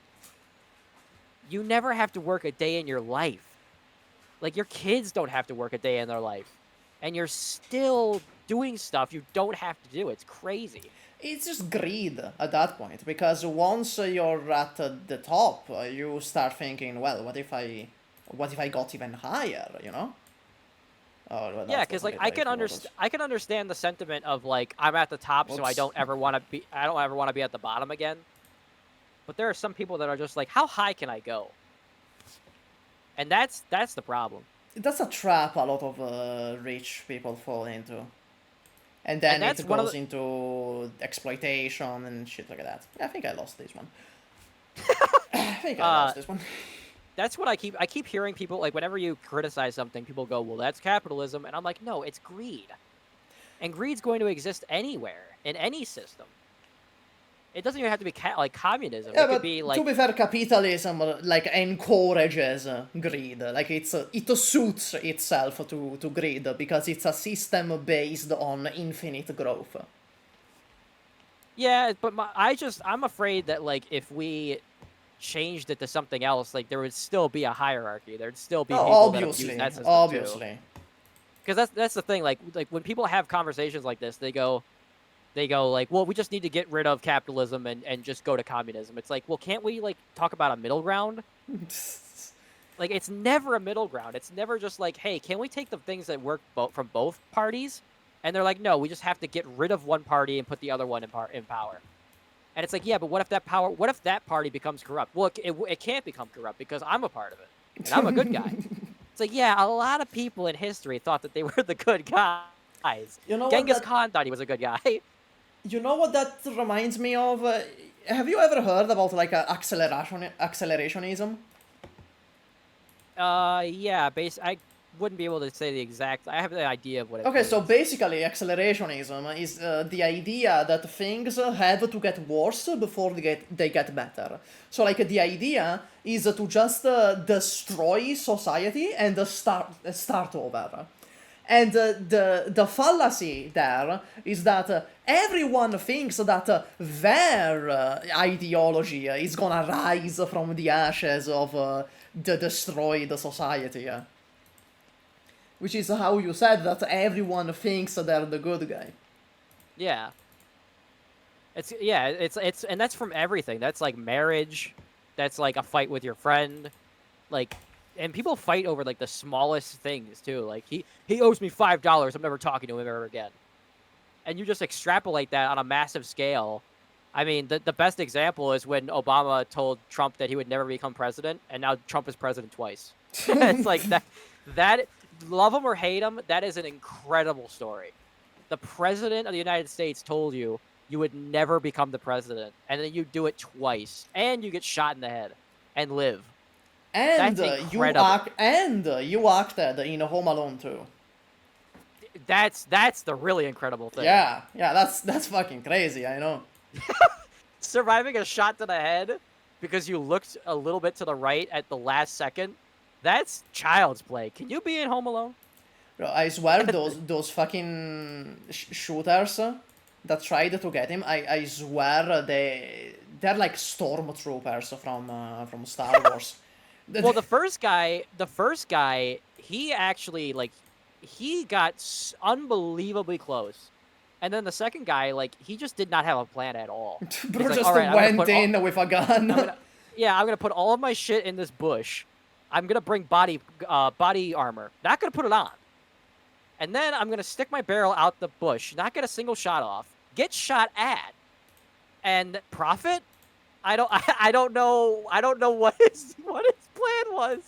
It's so sloppy that I've seen a lot of people think that it was like a setup, like a fake assassination. Yeah, I remember that too. Yeah. That he faked it to make himself look better. Yeah, because it was so sloppy and poorly done. But that first one, it was incredible. Like I was at my computer when I saw it pop up on YouTube, and it was like just as it was breaking, and I read the headline as Donald Trump shot and killed, but it was just Donald Trump shot. But my brain read that he was killed, and then I was like, oh my god, like the first assassination in like 30 years in this country. I'm alive for history. You know what? And then I watched the footage, and it's just he turns, and they take the top of his ear off, and then he starts pumping his fist, and I was like, this is incredible. Like, no matter what you think about it, like that is incredible optics. Yeah, I think that's one of the reasons why he won the assassinations. Like, genuinely. But imagine, because like the funny thing is too, before people were saying that they actually thought that it was a setup, I made a joke about that. Like I was like, imagine if he just bent down and grabbed some ketchup and put it on his ear. I was like, imagine if he did. It'd be the greatest scam ever. And like he gets caught. Like imagine, like it would be as crazy him surviving as if he actually faked it and they caught him faking it. It would be just as hilarious, and I would be just as amazed. Like imagine he fakes his death, and then he does like the Undertaker. Like hold on, I'm gonna send you a gif. Hold on. Or like Jesus, like he's like, I told you I was Jesus. I told you. No, he does this with the coffin. Oh my god! At the funeral, he just stands up from the coffin. Yeah. And he just goes, I have the best fake deaths. Okay, frankly. No one can do it like me. No U.S. president could fake his death like me. Not since Abraham Lincoln has anyone faked their death like me, quite frankly. Everything is Abraham Lincoln. Nobody cooks a steak like me except maybe Abraham Lincoln. He's like Gojo. He's like a Gojo. But it's like... In the manga, in the Jujutsu manga, it's like, he is the strongest except Gojo Satoru. Yeah, I never, I'm so behind on anime. The last anime that I can remember that I watched, I think it was Parasite the Maxim. Like when it came out? Yeah, that was the last one. Because I think Tokyo Ghoul, everybody says the anime is horrible. I actually I liked it though. Like I have a soft spot for anime that's very like emotional. Like Kingdom Hearts 2. We've been yapping for like 2 hours straight. Kingdom Hearts 2, like the whole story of like Sora isn't really Sora and Roxas isn't really Roxas, and Sora has been searching for his girlfriend, like his life, like his soulmate, and he can never seem to get to her, and he's always trying to save her. I was like 8 years old when those games came out. And I was like, what is this that I'm feeling? What is this in my soul? What am I feeling? Is this emotion? What is this? And like Tokyo Ghoul kind of had that, like especially like the opening theme. It's so like emotional and emotionally charged. And then the story is about a kid who like basically dies or nearly dies, and he becomes half human, half ghoul, and like the government's after him, and and he gets captured and tortured, and they chop his fingers off, and his fingers keep regrowing, and then he becomes a villain. And I was like, this is such a multifaceted story. Even Berserk, like Berserk scarred the hell out of me. I was like, I can't believe that I'm seeing what I'm seeing. Oh, I didn't read the Berserk or watch it. Yeah, I mean, knowing that like the creator is dead and the story is never going to have a real resolution, it kind of ruins it. They're continuing. The Berserk is continuing under a different author, which is like the successor, like in JoJo. Is Oh yeah, well yeah, I have not been keeping up with JoJo either. I've read all parts except for the 9. I didn't even realize. Yeah, I'm not keeping up with part 9 either. I finished part 8. I'm not keeping up with part 9. Yeah, I'm kind of like I love JoJo, and I love the time that I spent reading it and watching it and everything, and the adaptations are so faithful, and the animation is so good. Like, I'm glad that they didn't cheap out and do 3D. Like, Berserk did that too. Like, we've never gotten a full, committed, animated, like, drawn animated Berserk. We always get, like, a shitty 3D one. So, but the thing is, I kind of, like, I don't want to know if I outgrew JoJo, or I just, like, I kind of got what I wanted out of it. No, I think, personally, it's that part 8 was kinda weak, like, compared to every other part. It was kinda weak, part 8. Like, do we wanna talk about Toru? Like, Toru is such a shit villain, and you can't have a shit villain in a JoJo that has such a legacy of incredible villains.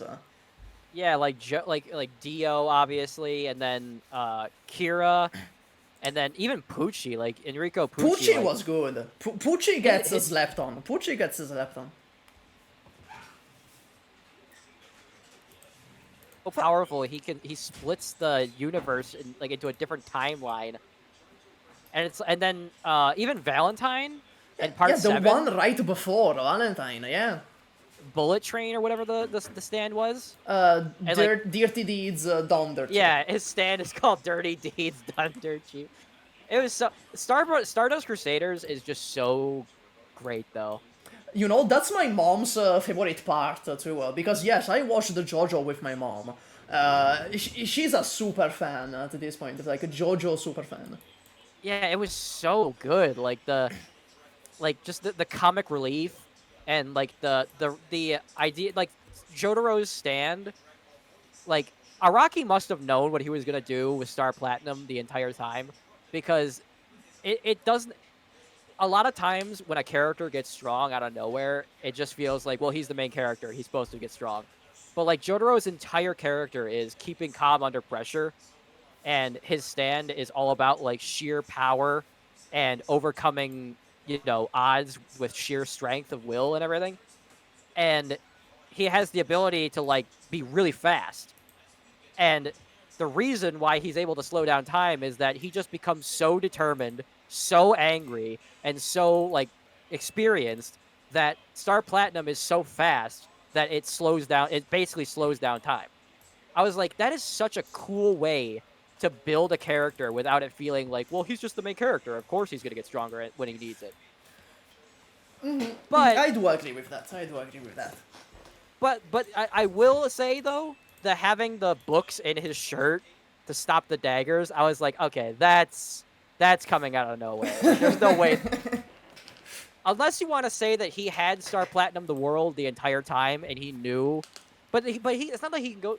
Well, he must have had it the entire time, because otherwise he couldn't do that trick with the magnet. Otherwise, yeah, the bullet at the beginning of the beginning of the arc.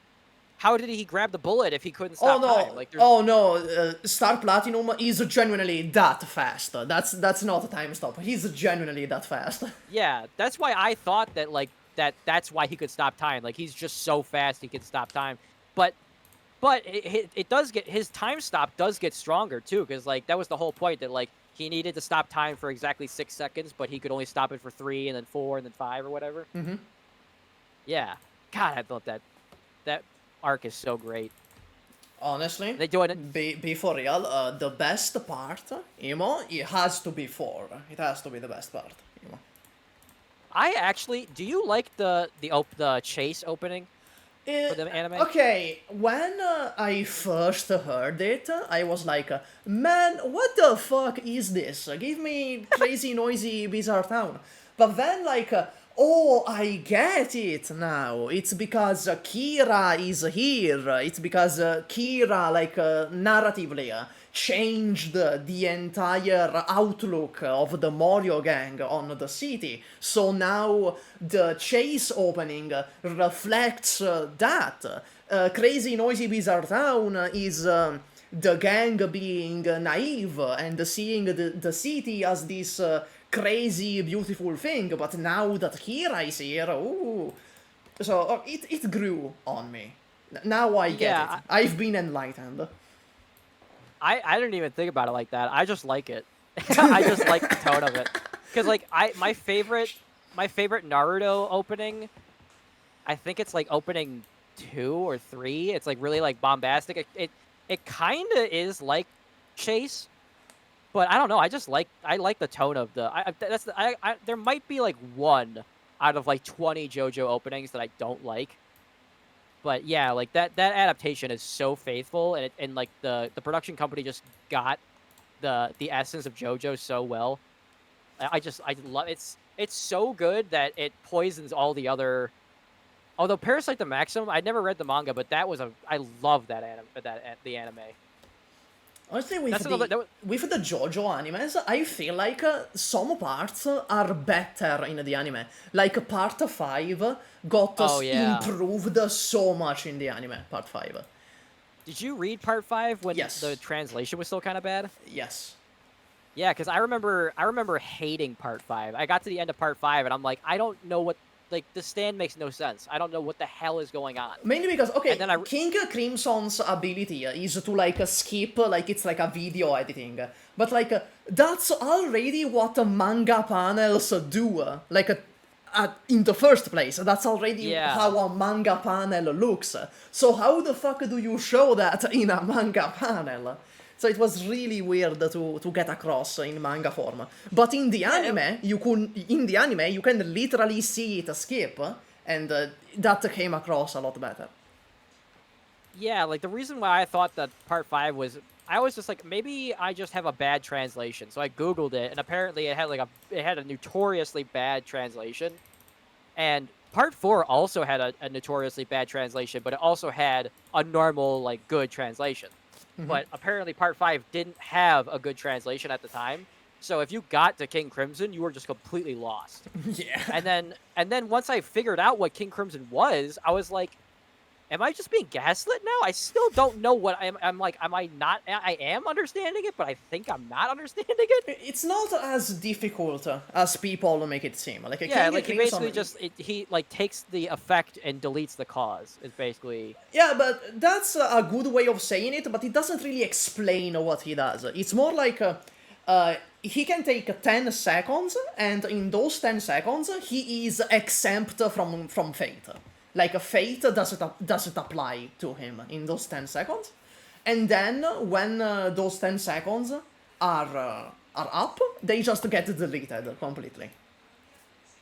Yeah. So, but that was the cool thing with JoJo villains, is like, they're extremely charismatic or enigmatic, and you don't know exactly what their goal is or whatever. And they always have a super overpowered ability, and you're like, how are they supposed to get out of this? But then there's always a reason as to why, like, there's always, like, one gimmick that they weren't using before, and that gimmick became stronger, and now they can use it to beat the boss. Like, I don't even remember how the end of Part 7 went, but I just thought it was so cool that Enrico Pucci's ability got so strong that it rewrote the timeline. And now... Okay, so basically, you mean Part 6, not Part 7. Well, no. So, like, Part 7, like, I don't remember how, because he can, like, pull people from different timelines. Okay, so how Dirty Deeds Done Dirt Cheap works is that he can travel across different timelines, right? And he can take stuff from those timelines. And if he takes a person, and that person meets itself, they just clash and they stop existing. Later on, he gets Love Train, which is another ability. And Love Train, that's like a dimensional barrier that diverts all misfortune. So, like, nothing bad can happen to him, literally. Yeah, I just can't, like... I remember liking Part 7. I just don't really remember anything that happened in it. It was it was really high concept. Part 7 was really high concept. There was that one stand user who can walk on rain droplets, and I'm like, I don't know how this is going to be useful.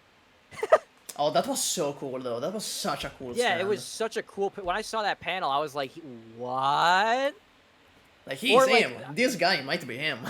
Yeah, I had that moment in Part 8 when Josuke...